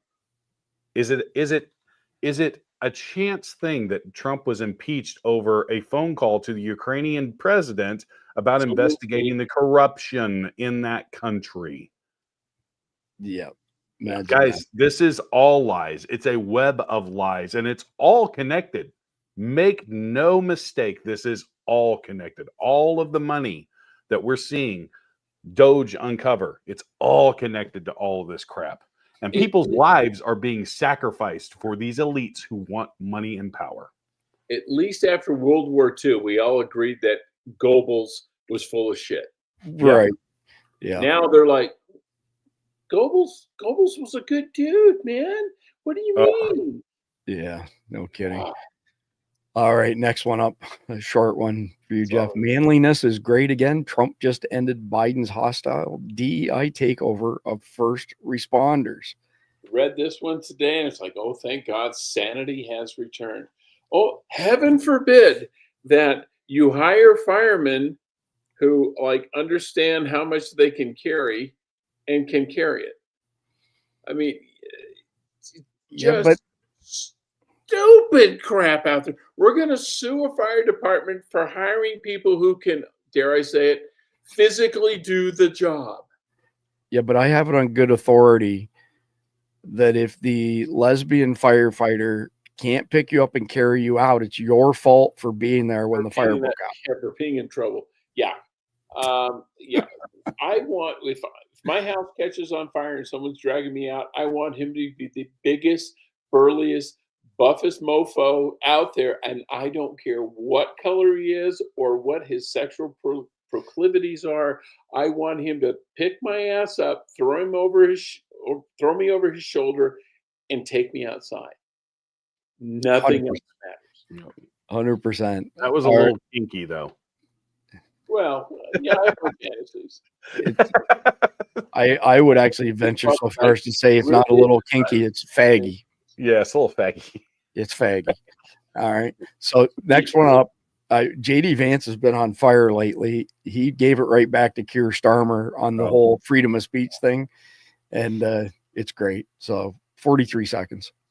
I said what I said, which is that we do have, of course, a special relationship with our friends in the UK and also with some of our European allies.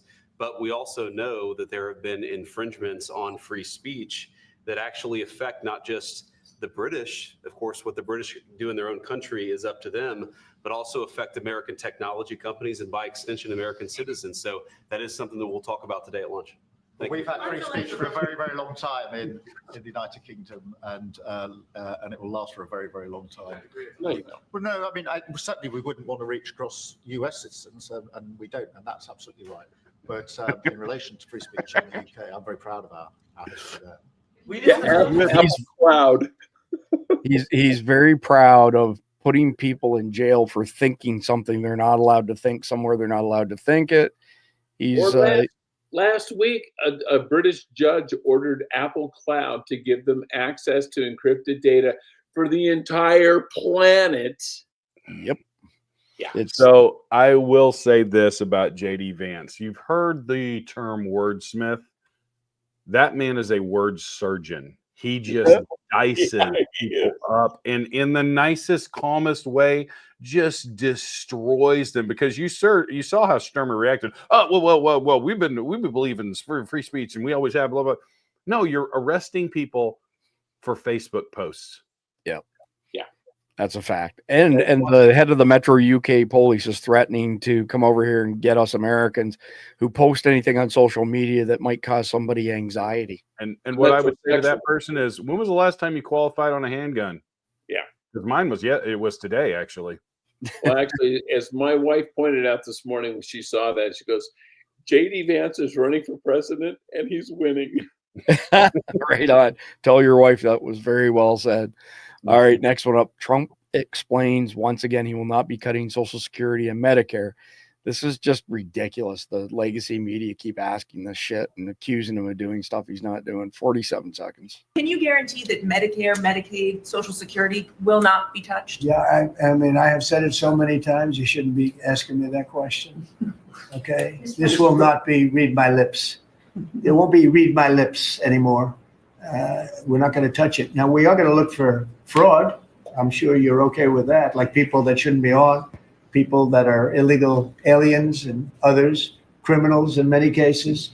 And that's with Social Security. We have a lot of people. You see that immediately when you see people that are 200 years old that are being sent checks for Social Security. Some of them are actually being sent checks. So we're tracing that down, and I have a feeling that Pam is going to do a very good job with that. But you have a lot of fraud. But no, we're not doing anything on this. So, I mean, the only thing to really comment on here from you guys is they just keep bringing this up over and over again because they're looking for some bullshit that they can hang on them. But it's the media attempt at creating a narrative. If you repeat it, and we've seen the videos of hundreds of news organizations repeating the same exact word for word script, and that's what they're doing. They're trying to create a narrative. Well, they're also trying to get something that they can selectively edit to make it look like he said something that he didn't say. You know, typical baloney. Next one up is our friend Jason Jones. We've had him on before. He's Newsmax's border guy. He was Texas DPS for 23 years. He was a captain. He's just a super, super guy. I really like Jason. We have to remove the grip upon the Mexican government. So how do you do that? It's not just attacking the network. You also have to realize you have major kingpins who are sitting in prison in Mexico right now, who have a grip on that through their networks of corruption. Well, and you've got guys in the Mexican government who've been on the take for 5, 10, 15, 20 plus years, 25 years, right? Yeah. So they were little people back then, but now they're in charge. That's absolutely right. And so their connections are to these capos that are in prison down there. So one of the things you want to do is get those extraditions to the U.S. That's why the lawyers in Mexico have locked this thing up for so long. If we could get Miguel, Omar, and Rafael Caro Quintero, you have removed a massive problem. And then go after the You have to explain who RCQ is. Yeah, Rafael Caro Quintero is the individual that killed Kiki Camarena in Mexico. He was formerly of the Guadalajara cartel, really Sinaloa, which is what it evolved into. And for those people who don't really know, Kiki Camarena was a DEA agent who was tortured over several days in a house in Guadalajara with an agent of the CIA present. That's what they say. Yeah. I've lost track of who's up. Go ahead and take that one, Jeff. Well, yeah, I mean, he's absolutely right that the Mexican government is absolutely under the full control of the cartel. And I think one of the ways you fix that is eliminate the cartels. Yeah. Hey, I can't do that because that guy has something on me. Oh, guess what? We killed that guy yesterday. Oh, well, okay, I guess I don't have to worry about him anymore. Yeah, no kidding. Next one up. So this scumbag, Jake Tapper, is releasing the first of 2 books on how Joe Biden got away, or how everybody covered up the fact that he had dementia. And this is him arguing in the past with Lara Trump over his diminished mental capacity. What a scumbag. So he covers for Biden, and now he wants to profit off of it. It's crazy. I think what we see on stage with Joe Biden, Jake, is very clearly a cognitive decline. Okay. That's what I'm referring to. It makes me uncomfortable. You are no, it's so amazing. It's so amazing to me that try and figure out an answer. A cognitive decline. You're mocking a stutter, and I think you have absolutely no standing to diagnose somebody's cognitive decline. Who wants to take a swing at that? Well, so he just wrote a book called Original Sin or something like that, talking about how the Democrats made a mistake by running Biden and going, or Biden made a mistake by running again. Actually, there, right there. President Biden's decline and the cover-up and his disastrous choice to run again. The freaking guy that was the main cover-up wrote a book about the cover-up. You want to talk about tone deaf? You want to talk about moronic? Or the alternate title, Adolf Hitler explains why the Holocaust was a bad thing. I mean, right. That's kudos to you, Jeff. That's a perfect analogy of this. Yeah, it's like Hitler trying to write a book explaining why people let the Holocaust happen. I'm about done with these talking heads in the media. No, I'm more than done. These people need to be jobless. They need to be penniless the rest of their life for the amount of stress, duress, and lies that they have posited all over this country. They trumped up a freaking virus, and then they trumped up a false charges against President Trump. They trumped up that Biden was not in decline. They trumped up that Kamala Harris could actually win the presidency. They did all of this stuff over the last 4 years. They need to be held accountable, and they need those news organizations need to be burned to the ground, salt the earth, never to return. Yeah. All right. So next one up, and this is some pretty disappointing stuff, right? So this was yesterday. Pam Bondi has ordered Kash Patel to investigate why Bondi and Cash's orders to hand over all Epstein documents are being refused by lower level staffers. So these are FBI agents in the Southern District of New York. They turned over 200 measly pages and told Pam Bondi this is all we have on Epstein, and there's a shit ton more than that. I think we've got some other stuff that speaks to the exact numbers of documents and possessions that were taken in this case. So Pam writes this letter to Kash Patel yesterday. Before you came into office, I requested the full and complete files related to Jeffrey Epstein. In response to the request, I received approximately 200 pages of documents, which consisted primarily of flight logs, Epstein's list of contacts, and the list of victims' names and phone numbers. Blah, blah, blah, blah, blah, blah, blah. She wants them, pardon me, within 14 days. So I've been watching all day today. What's going on? Is somebody going to SDNY? Is somebody going to get the documents? Are we going to see anything whatsoever? I'm looking at it right now. There's a feature on X where you can go to explore, punch in what you're looking for, and then you can select the latest tab, and it'll literally show you stuff as it's rolling into X. And there has been nothing but crickets on this today. So, I mean, what do you guys make of this? Why are we contending with this again? We have the right admin, and why are we still dealing with this shit? This is really bad, because if they get this wrong, this is the kind of stuff that if you miss this early into an administration, it can really hurt you going forward. Let me add one quick thing into your thinking on this, okay? So the attorney who's in charge of all of this, you can't make this shit up, is James Comey's daughter. Gosh, man. There you go.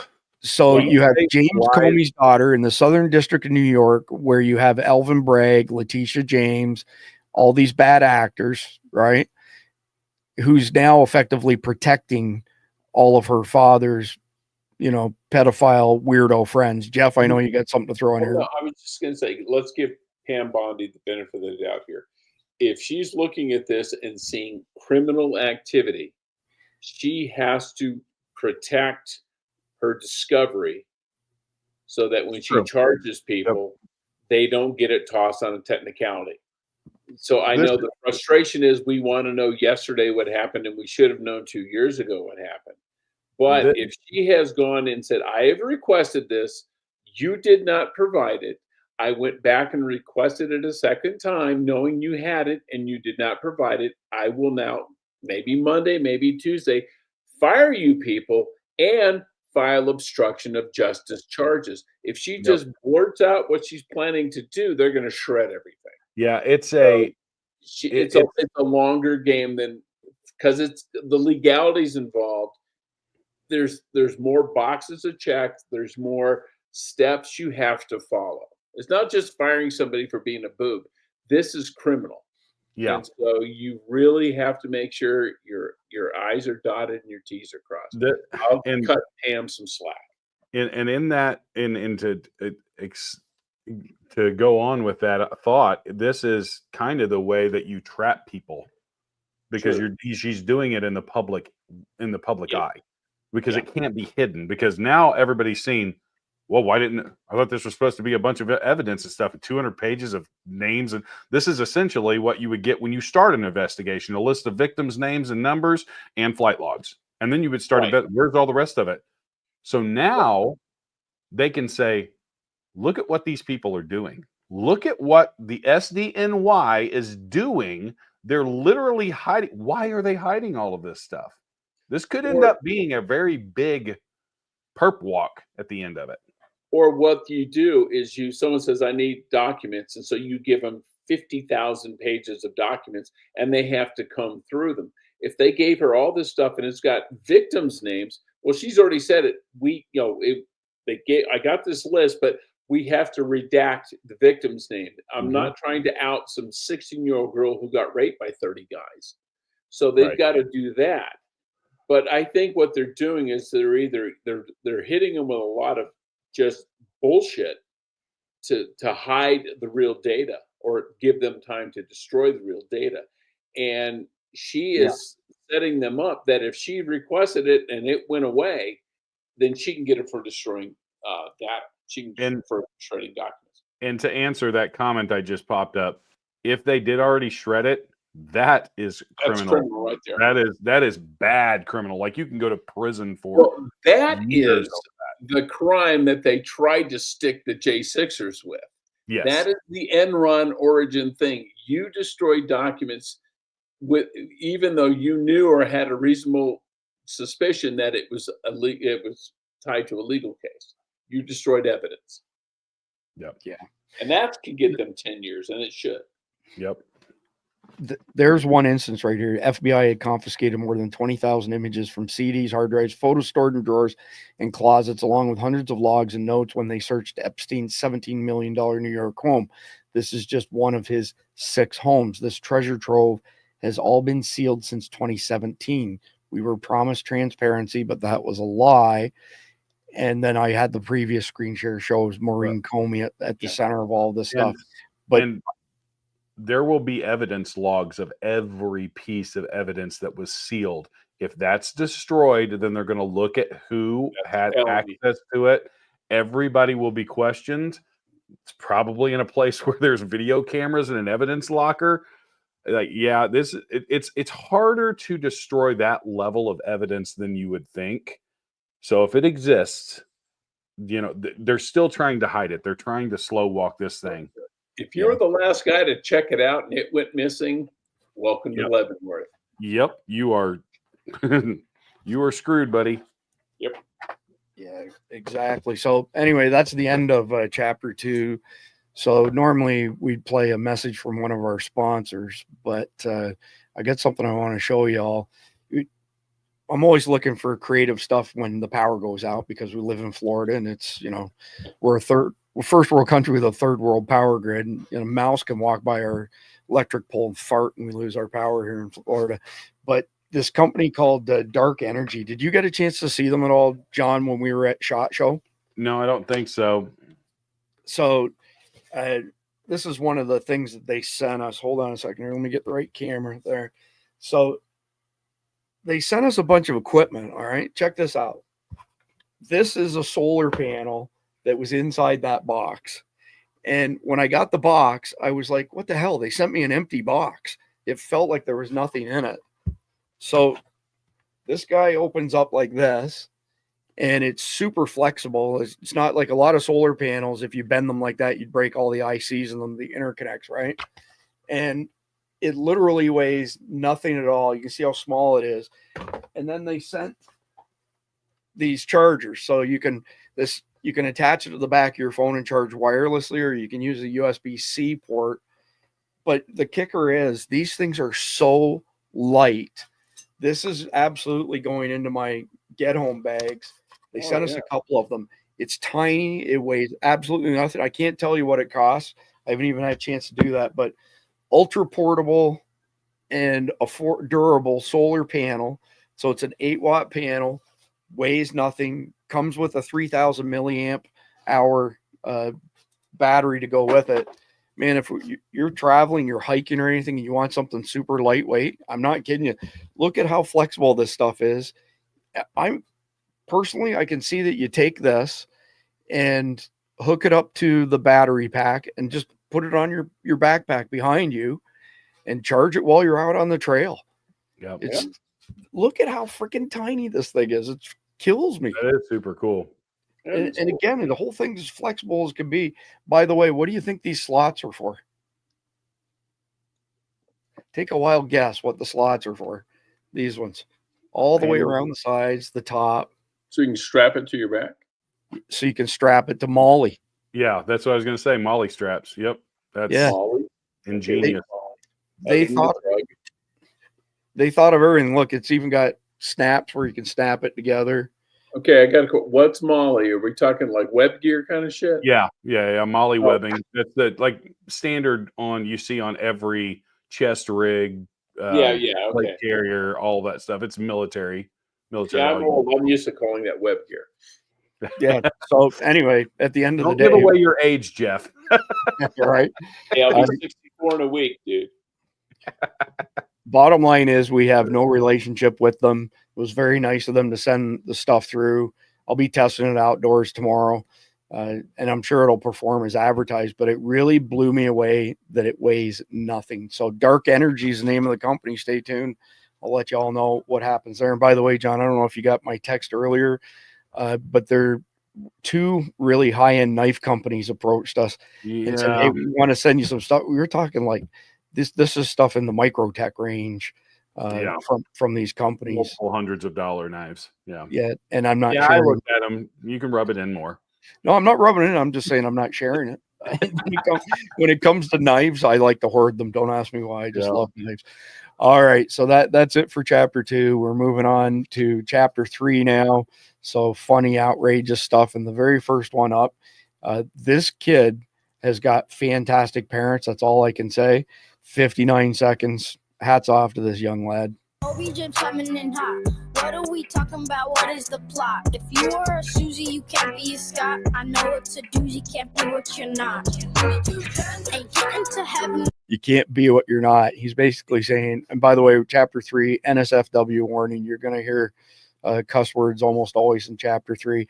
What this young man is saying is you can't cut your dick off and become a girl. Gonna be hot where you're going, that's Hellgate. They gonna have fun with you, so gonna be jailbait. There's only 2, you put more weight, it felt great. I'm homeschooled, I don't follow them. They look like alien hollow men. He coming back, he gon' swallow them. I follow God and I'll never acknowledge them. I look around, I see a circus. All of these Chinese are making me nervous, but I serve a big guy. All of these trannies are making me nervous. Demons will burn in the furnace. Every day, new gender. I post the truth to the youth and you censor. Can't seem to get rid of me, do better. It's 2023 and still there is only 2 genders. 2 genders. I quote the facts, you delete, you too tender. Man, y'all gotta do better. I love the Bible and it says there's only 2 genders. Kudos to that kid. And not bad. You need to quit saying genders and saying there's 2 sexes. Yeah. All right. Gender refers to the tenses of words, not people. Right. All right. So next one up. This is how America wanted the Epstein files released. 25 seconds.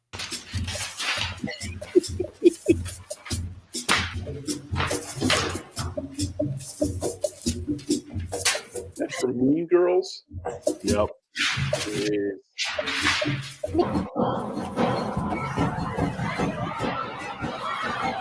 At least Rachel McAdams is hot. So yeah. Right. Yeah. All right. So next up, Ford has released a new truck. It's called the Taylor Swift F-150. Does the F in the F-150 stand for Faggy 150? It absolutely does. Yeah. It sure does. Can you imagine the traction this thing gets with those wheels? All right. Next one up. This guy is funny as fuck. Oh, he's hilarious. It's 3 minutes long. I'm not going to play a 3-minute video, but I'm going to play enough. This guy is fucking hilarious. He's Go to Patreon. He's my age. He looks a lot older than you do, but We went to high school together. go to patreon.com/survival dispatch. I'll make y'all a deal here, by the way. Go to patreon.com/survival dispatch. Sign up for an insider membership. It's $9.99 a month. You get all of our situation reports every single day with the links to everything, chapter 1, 2, and 3, and then some. And the first 5 people who do that and send an email to support@survivaldispatch.com, I'll give you a free premium plus lifetime membership on our new social media site that we just built for Todd Calendar. Liberty Club is the name of that. And you'll also get an invite to our Signal chat, by the way, which is absolutely exploding. Just before we came online, I did a quick check. In the past 24 hours, there were 2,500 messages on there. And that's pretty average. That's pretty much a normal day, it seems like. The information that's shared is amazing. I'll be honest, there's many times somebody shares something there and I snag it and put it into our brief. And I try to make sure I give credit where it's due. But yeah, you patreon.com/survival dispatch, sign up, $9.99 a month. You get all of our situation reports. You get our essentials guide. You get the invite to Signal. And again, the first 5 people who do that and then email support@survivaldispatch.com, lifetime premium plus membership on Liberty Club, which is pretty cool because you can do audio, video conferencing, one-on-one. You can do groups up to 16 of your friends. You can have one person on video, unlimited people on text. We're using it right this minute for the chat for this episode. And we got a lot of other cool stuff coming as well for Liberty Club. But anyway, let's listen to a couple minutes, or at least a minute, of this guy. He's funny as fuck is the way to put it. I just paid off my student loan. Tough getting older. Went into an antique store. They wouldn't let me leave. I tried using that face aging app. They said, "Nah, you're good." I'm officially an old man. I give unwanted advice to total strangers. I told a kid to pull his pants up. His underwear was showing. He mocked me, tried to give me a wedgie, but the joke was on him. I was wearing the pins.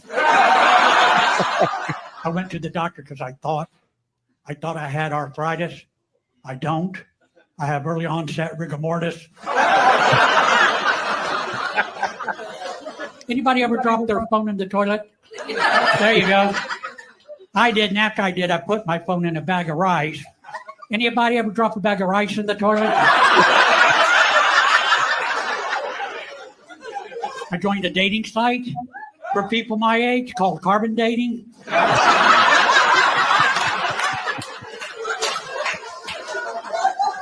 I asked a woman on the site for her number. She told me it was 140/95. I flunked out of college twice. First time because I was a drunk. Second time I was sober, but it was hard. I'd never seen him before until now, but he's pretty funny. That's funny. So I don't know what's going on in Canada. I got a couple text messages from people saying that there's elections going on or something like that. And this guy here voted for Donald Trump in the 51st state. Today is February 27th, and today Canada is voting for its politicians. Now, do you think that I'm going to vote for a government that destroyed our economy? Do you think that I'm going to vote for a government that forced vaccinations on children, especially ones that were untested? Do you think I'm also going to vote for a government that allowed the sexualization of the curriculum for children? I don't think so. It's first stage all the way. Stars and stripes, baby. Vote right here. You don't think I'm going to vote for the same government that forced sexualization on children in school boards and drag queens, do you? You'll be out of your mind.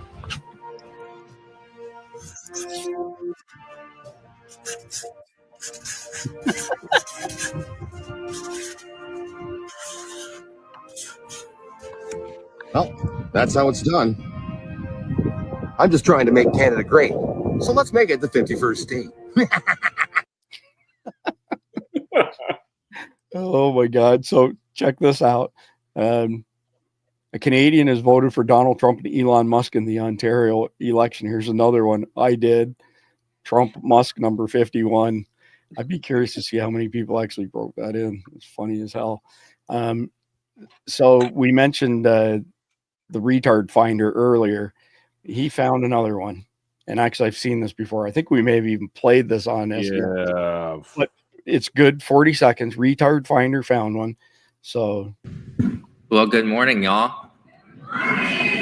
My name is Russian Kimball. My pronouns are he, him, his. I have the privilege of serving as the pastor of Broadway United Methodist Church in downtown Orlando. And also my drag name is still a work in progress. So if you have any ideas, just please let me know. There's one floating around, but I'm not going to share that one with you. But I'm still taking other suggestions. Will you pray with me? I'll pray for you. You freaking weirdo. And your drag name should be Going to Hell. Yeah, Brimstone. Every time I see this guy, I think to myself, there's another fucking California weirdo. And then I realize it's an hour down the road from here in Orlando, for crying out loud. What kind of Mickey Mouse funhouse you running down there? So, well, Orlando's. Yeah. Oh, I know. It's queerer than a $3 bill. It's anyway, very down there. So I don't know if y'all knew this about Retard Finder, but he sees dead retards as well. I see dead retards. Oh my goodness! Like, God bless him, right? And so when we first showed him, that was, what was that, Friday or no, it was Tuesday. It wasn't that many days ago where I stumbled across him. 41,000 followers. He is at 321,000 now. Yeah, in about 4 or 5 days. Like jet fuel on that thing. That's freaking hilarious. It's absolutely hilarious. God bless him for he's doing the God's work here. So I knew this. I didn't have to have this declared in a video or a tweet, but Dan Crenshaw is a retard. Today, being retarded means leading a full life. Retarded people go to work or school, just like their neighbors, and come back to a real home, a supervised home, right in the neighborhood, where they belong. Being retarded never stopped anyone from being a good neighbor. Dan Crenshaw's a douche. I tell you what, he is not a popular person in the SF community, the retired SF community at all. Yeah, they do not like him. He's a fucker. That'd be fabulous in the gay military community. Absolutely. Pat McCain. So next one up, we found Mike Sterling's rooster, by the way. Oh, Easter.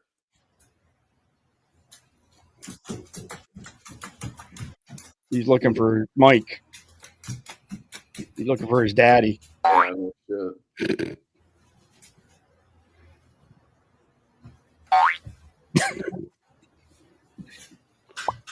There he is. At least he's doing his job.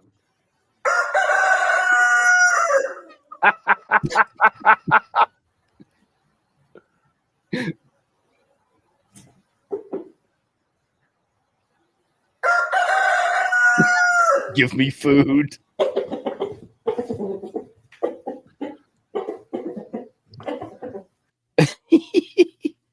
Oh, I thought that was pretty funny. That's freaking awesome. All right. From Brendan Dilly. If you attempt to bring levity and reason to a situation because you have more information on the situation than the average person, the mob attacks you like maniacs because you won't participate in the hysteria. Don't give a fuck. I'm going to keep working to help the president. Brendan Dilly's awesome. Like, so talented. And here we go. From Elon Musk on Peckerhead Jamie Raskin here, who we've been calling a dirty SOB for a long time. Government funding to non-governmental organization goes through various money laundering shell companies until reaching guys like Raskin. Exposed J6 committee member Jamie Raskin's $160 million USAID connection. Scumbag. Absolute scumbag. Mm-hmm. All right. Does the FBI do anything beyond suppressing info? Would-be Trump assassin Thomas Crooks may have had accomplice. Data shows as investigators say FBI is suppressing the info. You know why? Because it ties back to one of them. It ties back to a public official. Mm-hmm. Whether Jen Psaki would say, "We'll circle back." Yeah. Well, he circled. I mean, you remember the geo-tracking data from the freaking cell phone? Yeah. Back and forth from his house, his address to the FBI center in Washington, D.C. I don't know how many high school age kids or just out of high school age kids make regular trips to the FBI headquarters. I'm sure it's thousands. Oh, yeah. It's a regular occurrence, right? Yeah. All right. Michael has some marriage tips for all you happy couples out there. 29 seconds. Pro marriage tip. If you find that your wife has become hysterical and angry, the worst thing you can do is tell her to calm down. If you really want to get a word in and have her not speak for a little bit so that you can talk, just let her know that she is starting to act like her mother. You didn't sign up to marry her mother, because if you did, you'd have a clean house and a home-cooked meal. I don't know. Pro marriage. This guy's hilarious, by the way. He does these videos all the time. Oh my gosh. He is. All right, check this out. San Diego Border Control.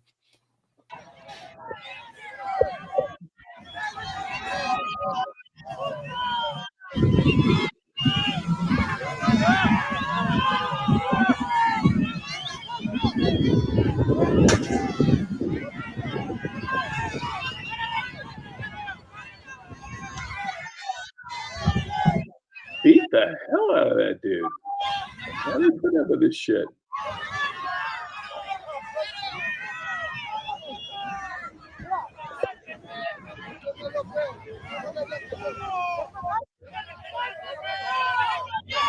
Taking, shooting, jumping. Why are they backing off? Yeah, I don't get that. You got two of you. He can't get away. There you go. There you go. He should have done that early. Well, the guy That's with how you the fucking line do could have just whacked him until he quit coming. Great. That was a good tackle, though. You got to give him Yep. credit. It was a good tackle. Yeah. He hit him on the numbers, drove through the numbers. It was a good That tackle. guy played football. Yeah, for sure. All right, Secretary Kristi Noem again. It has to be against the law to dox an ICE agent, to tell the cartels and the gangbangers, this is where this guy lives, this is what his wife looks like, because that's the information you're giving out. How are these people still walking around? This must be able to get prosecuted. So where we have the opportunity and it's against the law, we absolutely will be prosecuting these individuals. And that is what I think people need to recognize is what they're doing is putting these law enforcement officers' lives in jeopardy, that they are exposing them to dangerous criminals, to the cartels, to gangs that want and will take their lives in order to perpetuate their drug trafficking, their human trafficking, and their illegal activities. So this doxing in many times is not just risky, but it's dangerous, it's criminal, and we will go after them and there will be consequences. Amen to that. I don't know if you guys want to add to that, but I support Mike's that. just, I'm sorry, John's just too busy drooling.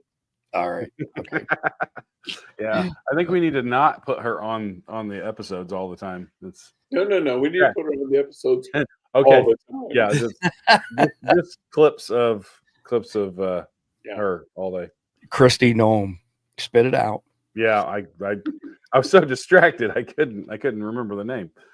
Well, here is the truth on Southern women.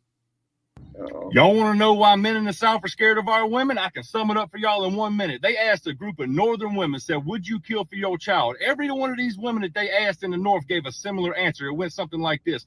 I don't know if I have it in me. It's going to be a game time decision. I don't promote violence. I just don't know if I could. They turned around and asked the same amount of Southern women the same exact question. Without missing a beat, every one of these Southern women looked them dead in their eye and said, I will kill for my child, your child, any child. It don't matter the situation. If they are in danger and I am around, they are now safe. And all I got to do, if I just so happen to do that, is call up all my girlfriends because they going to help me hide the body. As soon as we get done doing what we just did, we're going to stop on the way home from mimosas and brunch. But we can't be there too long because I still got to go by the grocery store and pick up supper. I still got to go by the dry cleaner. I got to mop the floors. I got to do laundry when I get home. And I still need to call my husband and see what he wants for supper. Now, after we get home and have a regular night, because really ain't shit happened, it was important that day. If I just so happen to get caught and y'all see me on the news, you can bet your ass one thing, I'll be smiling in my mugshot. That is exactly why we are scared of Southern women. All of us down here in the South respect our women because we are scared shitless of them. There is absolutely no limit to what they will do, and you don't mess with the damn babies.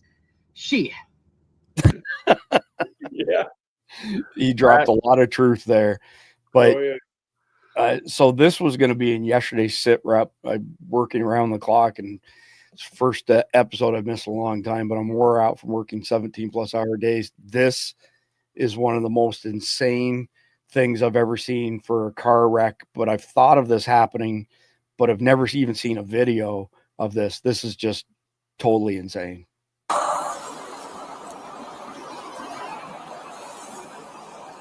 Good.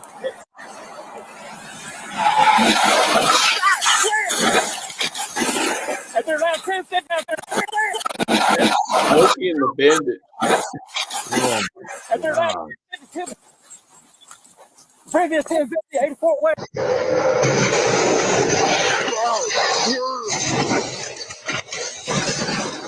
Oh God, that's brutal. I hear the Dukes of Hazzard music going in the background in my head. Well, and it is Friday night after all, and it's just about the right time too, because it was 9 p.m. Friday nights was Dukes of Hazzard, because I used to watch it religiously when I was a youngin'. All right, next one up, Owen Schroer confronts James Comey for spying on Trump.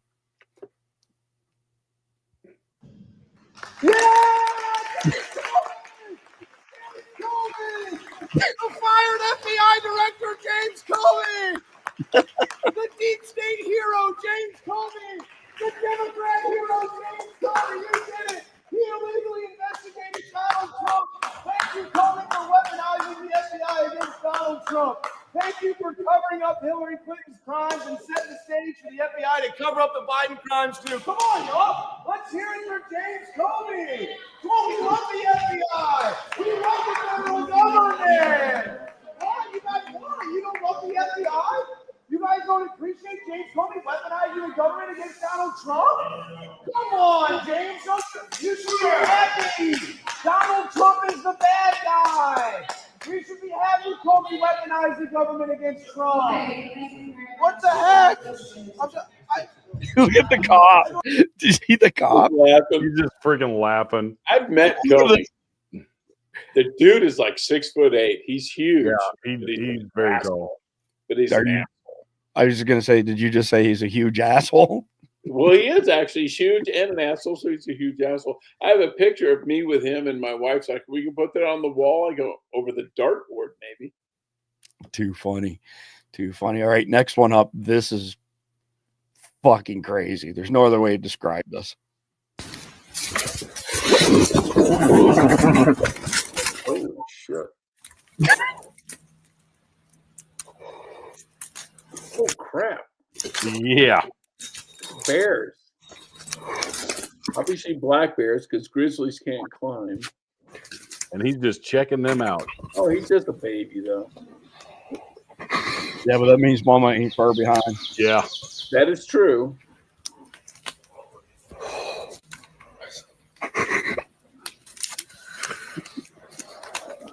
That is cool. That is so cool. I wouldn't want the bear to like take a slice of my head because even that little one would probably rip the face off, but they are neat looking. And he's basically doing the Homer Simpson with the bushes right now. Yeah. The bear's going, look at the bear. Like, you just shoot your pants? Well, the bear is like, okay, oh, I didn't know this tree was occupied. All right. So, golly, my memory's going here. I can't remember if this was Lynn or Dee Dee. One of the girls from the Signal chat sent this next one just for you guys. That's just for John. Hey, hey, hey, hey, hey, hey, hey, hey, hey. Okay, that's nasty. Is that depends?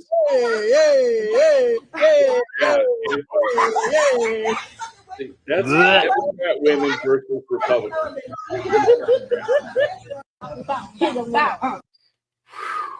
Wow.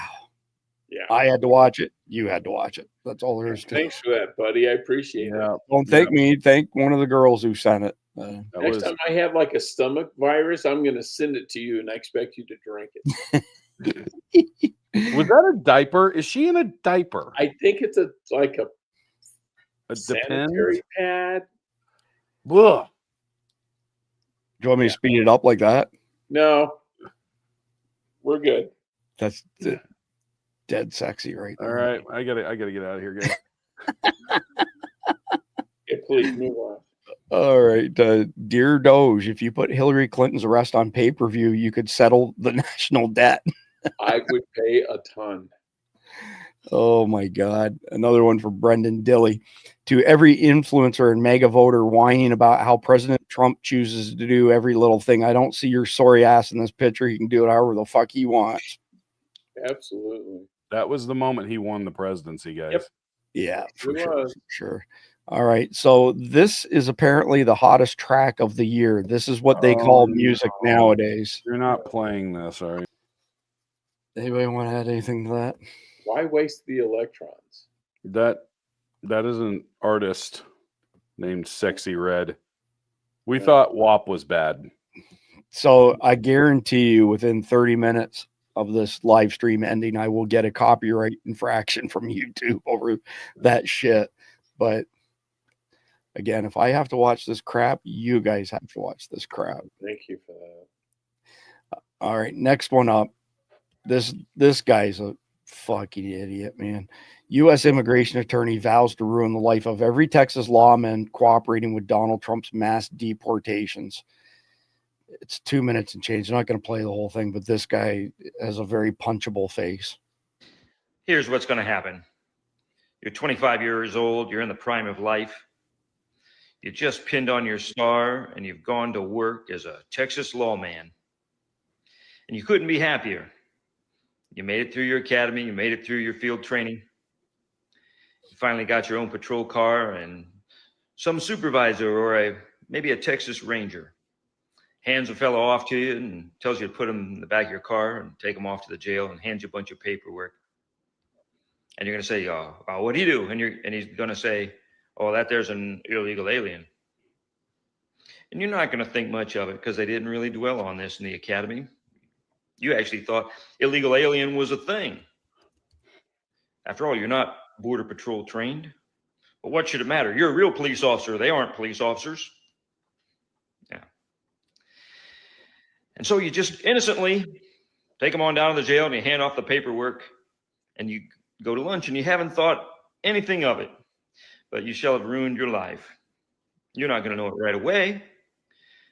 But when this clown show of criminals is done, when your stupid governor is gone, when this thing shakes out, attorneys are going to have that guy's case, and they're going to sue everybody who ever took custody of him unlawfully, and that's going to include you. And if it's me, I'm going to take every last thing you have. I'm going to enforce laws that have been on the books since 1868. This guy is going to get pulled over for, we determined that your blinker in the back is the wrong shade of amber. What an idiot. Can you believe these people? Last time I checked, it's the American Constitution, not the world Constitution. Well, and you're a lawyer. You don't get to decide the law.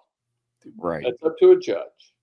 And if you do this shit and you're found to be, doing frivolous lawsuits, they'll yank your license. And then how much money will you get? Yeah. And they should. 100%. All right. We got a couple of funny ha-has to wrap up the videos here. In chapter 3, the reactions are priceless. I can't stop laughing. 1 minute, 19 seconds.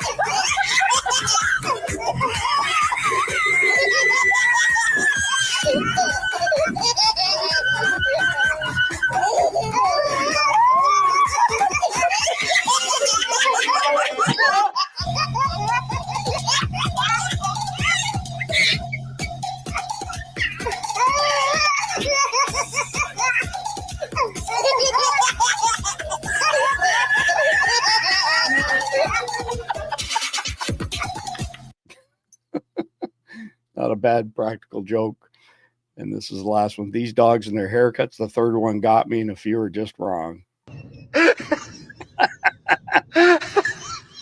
Poor dog. Because tonight will be the night that I... Oh, my God.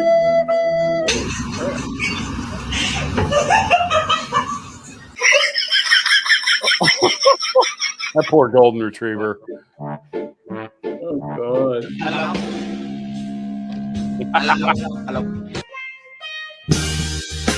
I've been really trying. Katy. ¿Qué pasó? God. Jesus, these people should be shot. When Mother Mary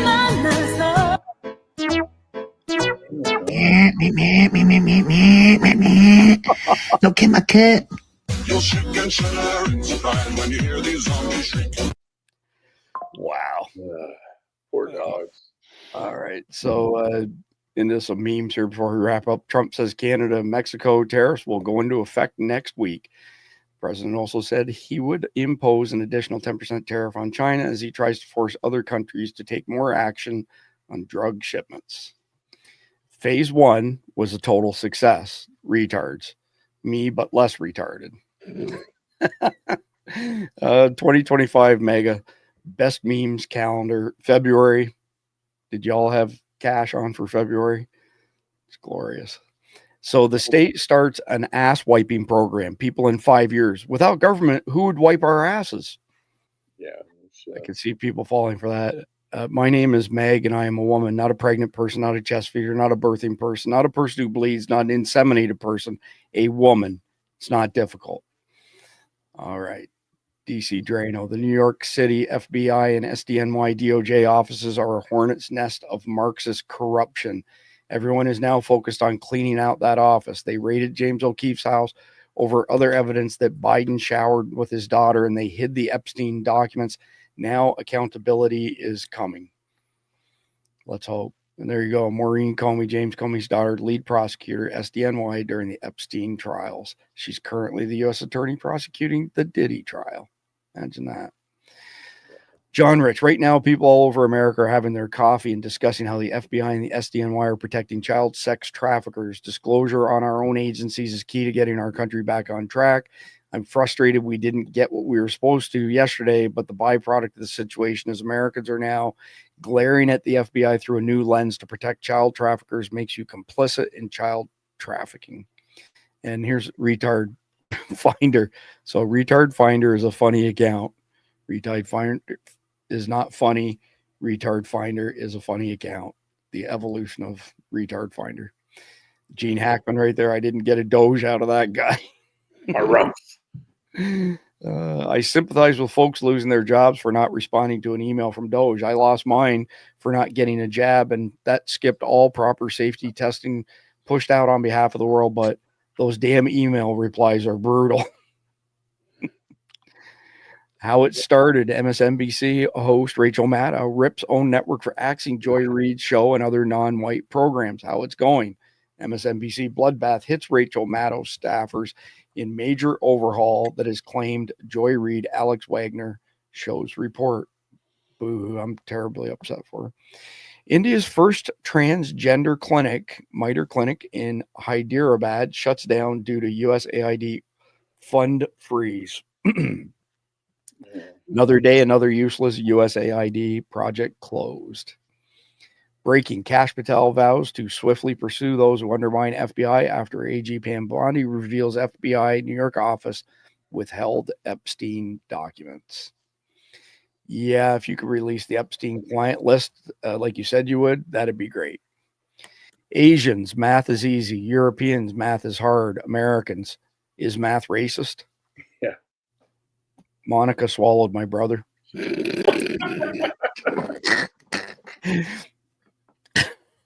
Nice bureaucracy you got there. It would be a shame if someone asked what they got done this week. Yeah. The world is overpopulated, so I want to save your life. Mm-hmm. Yeah. Epstein's clients are still running this shit show. True story. That's the truest statement of the night. Yeah, that's true. All right.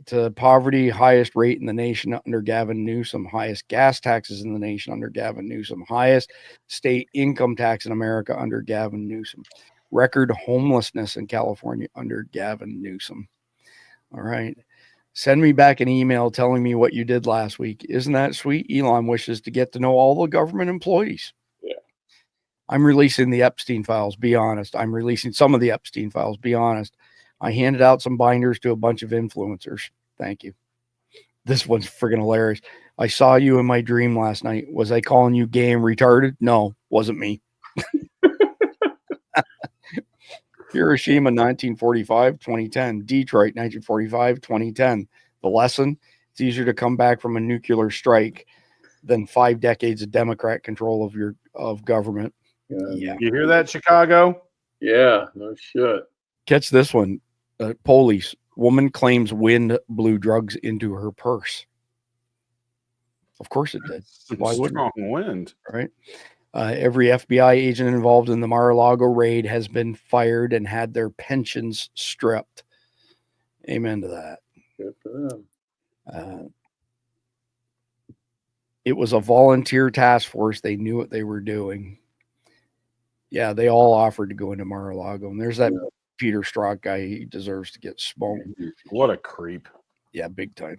I like this one here. There's Patel and Dan Bongino. Gotta love it. I support DEI, deport every illegal. Yes, we do. Fagwar. Now they've gone woke. The proper pronunciation is Fagwar. I said that months ago. We owe illegals nothing and our veterans everything. Yep. There's the hominator, by the way. And babe, a small penis isn't such a big deal. I don't know, Jenny. I kind of wish you didn't have one at all. Kamala Harris on freaking Britney Spears, man. She's lost her fucking mind. I'm thankful Trump won. Yeah, no kidding. They're not unattractive because they're feminists. They're feminists because they're unattractive. Yeah. Causation. That's a rub-a-dub-dub, 3 criminals in a tub. Yep. Trump is hiring an unqualified cabinet, says the lunatics who gave America this shit show. Yeah. We've had similar ones before. Yeah. And also look into the NSA secret chats. Oh my God, that's bad. The family deported together stays together. If you belong in this bathroom and you follow my daughter or wife into this bathroom, you're going to need this bathroom. Yeah, that's a good one. Said. There you go. Jake Paul versus Mike Obama. Be a good fight. If you're born with a dick, you are not a chick. No balls in the stalls. It's pretty simple. It really is. The View needs to be canceled. 1954 shit spreader, 2024 shit spreader. True story. The gender spectrum, mental illness, mental illness, mental illness, mental illness. That's a very accurate Venn diagram. Absolutely. The left, RFK Jr. is too anti-science. Also the left, pregnant men. More squirrels and raccoons have been arrested than anyone on the Epstein client list. That's a true story. We choose euthanized, actually. Yes. We choose to offend pussies with memes, not because it's easy, but because it's fun. I don't have time for political correctness, and neither does this country, Donald Trump. Give a man a fish, you feed him for a day. Deport a man, you never have to feed him again. Under new management, make America great again. Mind control isn't hard to understand if you do what the TV says. The TV is controlling your mind, and you're not. 2 billion people just pushed an experimental medicine under their skin, which was never healthy, simply because the TV told them to. That's mind control. We're flirting with another freaking strike there. And Trump's Iwo Jima moment. No Country for Woke Men, starring Elon Musk, J.D. Vance, and Donald Trump. There you go, Jeff, your favorite CIA director. Demented psychopath, homicidal maniac, criminally insane, morally deficient, despicable traitor, enemy of the state. This is who Obama answers to. No ifs, ands, or buts. We have that. We have that firsthand. Mainstream media, 1900s to 2024, lied and cheated right to the end. Yep. It's cheaper to deport than support, says Keanu Reeves. He's an awesome guy. All right. We already covered that one. Breaking. In an attempt to appease President Trump, the Mexican government just agreed to send 30 cartel members to the United States to be prosecuted. Among them is Sinaloa cartel leader Rafael Quintero, who has been wanted in the United States for 40 years. Another is Zestas cartel leader Miguel Angel Trevelino Morales. This is fascinating. How does Trump do it? And there you go. No man is above the law. Island boys. Island boys. Island boys. Yeah. Me in 2030 waiting for the release of the Epstein files. You know those Epstein files? All right. That is an actual picture, by the way, of George Bush in Epstein's apartment. Yep. That's there as evidence. True story. Mike Obama, he's probably on the Epstein list. Barack Obama, he's probably on the Epstein list. All right. So that is the end. Funny stuff. Whoa. Hold on a second here. I lied. I got one more. It is worth Such a watching. liar. It's trust no, but this one's worth it.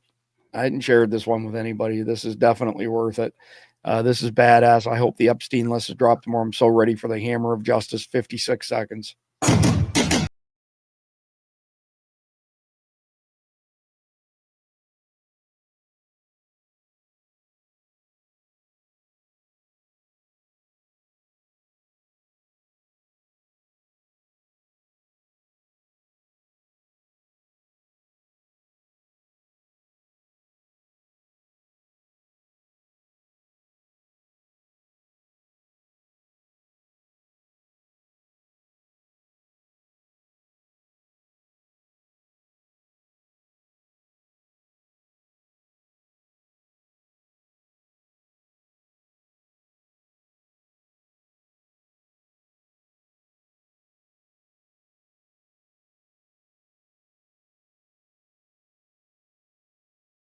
See, I told you it was worth it. That was a good one. For sure. Yeah. All right. So okay. Get down to the end here. Let's see. So first chapter, what can our audience do in light of the main topic? You can pressure your Congress critters for specific actions. In other words, call, email, petition your reps and senators to push for policies that will end this stupid conflict in Ukraine and Russia. You can raise awareness and shift public opinion by using your social media, for example, community events, local media, whatever, but speak out against this insanity. Donations. Do not waste your time or money helping international agencies like the corrupt Red Cross. You might as well just be pissing it away and giving it to the USAID. And vote with this war in mind.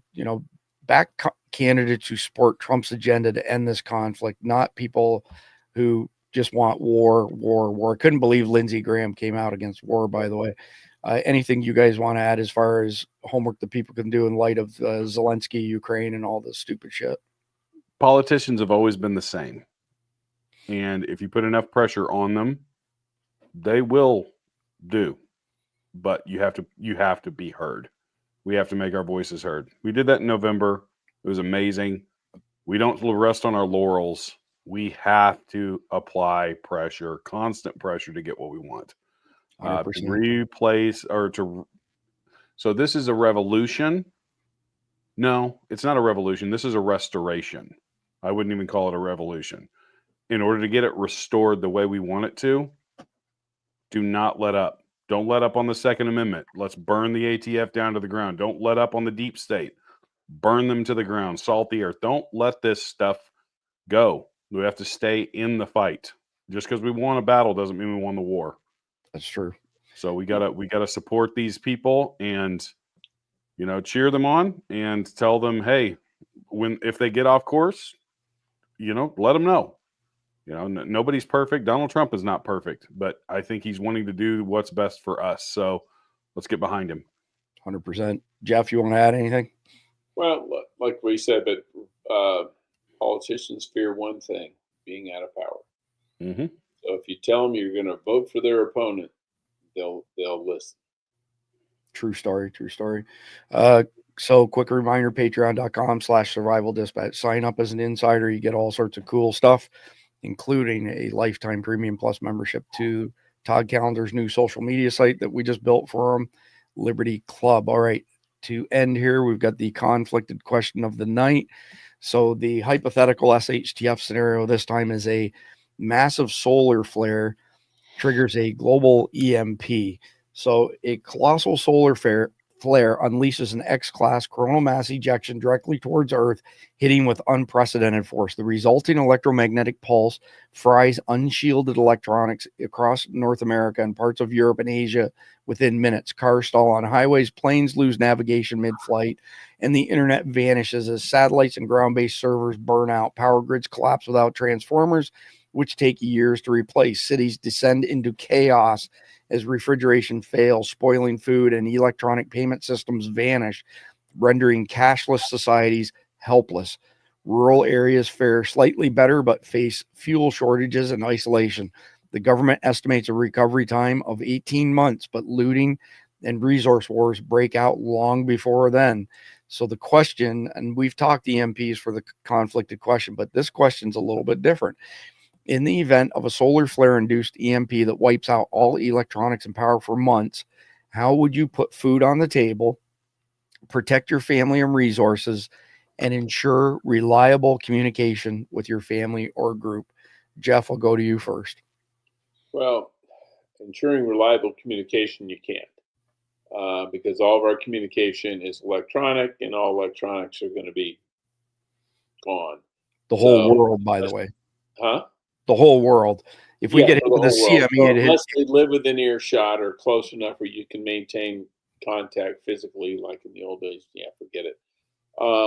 When it comes to feeding your family, you got to think like your great grandparents.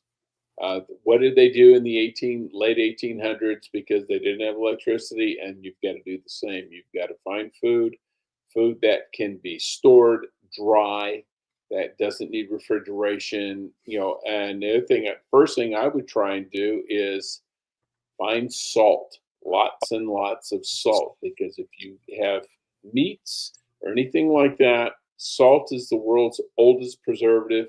And the reason why is because it freaking works. Yeah, your blood pressure goes up, but then again, you'll be working your ass off, so it's not that big a deal. There you go. All right, thanks, Jeff. John? Well, I would say, and I can't, gosh, I'm so bad. I can't remember the name of the company that we know that has the Faraday bags and stuff. Off-grid. Off-grid, yeah, I think of it. Goodness gracious. I got one of their bags, and I keep I keep stuff in it. You can keep your phone in their bags. Get stuff like that, because that'll protect some of these electronics. It's not going to help with everything, because the reality is your refrigerator, if you have a refrigerator that's less than 10 years old, it's got a microchip in it. And your dryer, your washer, your everything has microchips in it. All of those things get fried because those are unshielded. Those are the things.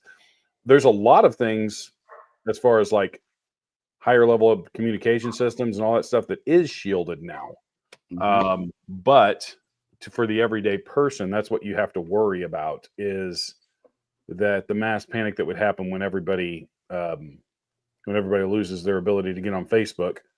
True story, in California, Facebook went down in California. This was back in 2015, I think. People were literally calling 911 because they couldn't access their Facebook page. So that gives you the idea of the level of panic that you're talking about. So I would say the best thing to do is what I'm doing is prepare now. There's another thing. Fats. We have a pig slaughtered for us once a year. I ask for all of the extra fat. We have a cow slaughtered for us every year. I ask for all of the extra fat, render it down. I put it in mason jars. That stuff will last for freaking ever. And you can preserve food in it, and you can cook with it. And yeah, it's really getting back to the lifestyle before the modern age, before we had, devices in our hands and the ability to communicate with people across the world. You're not going to be able to do that until they restore all of those things. So you're stuck with the people you're around, but learn these skills now, because if you don't know them, you cannot practice once the big game starts.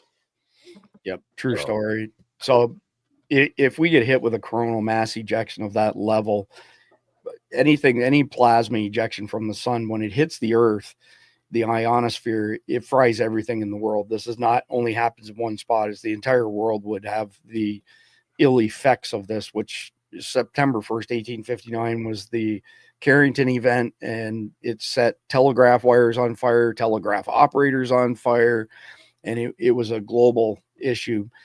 I'm going to say right now, if you are not prepped to survive this type of situation already, your chances of survival are virtually zero. Yep. You're not just going to all of a sudden find places to go and get food. You're not going to hunt the land, survive after that. 3 months after the market crashed in 1929, it became front page news for the next several years if somebody even spotted a deer, because people harvested everything they could get their hands on, and they decimated the population of wild animals. And the population in 1929 is less than half of what it is right now. So you're not going hunting and fishing You might be able to do some fishing if you live on the coast and you get out in the oceans, but the freshwater stuff, the stocks will be gone in no time at all, just like the deer and other critters will be gone. So I don't think you're going to survive. But what you do have to do is, if you have this stuff at your disposal, you've got freeze-dried food, canned food, all of these things, you better know how you're going to protect it, because the second anybody smells your food or sees anything to do with food, you're going to have a big bullseye on your back.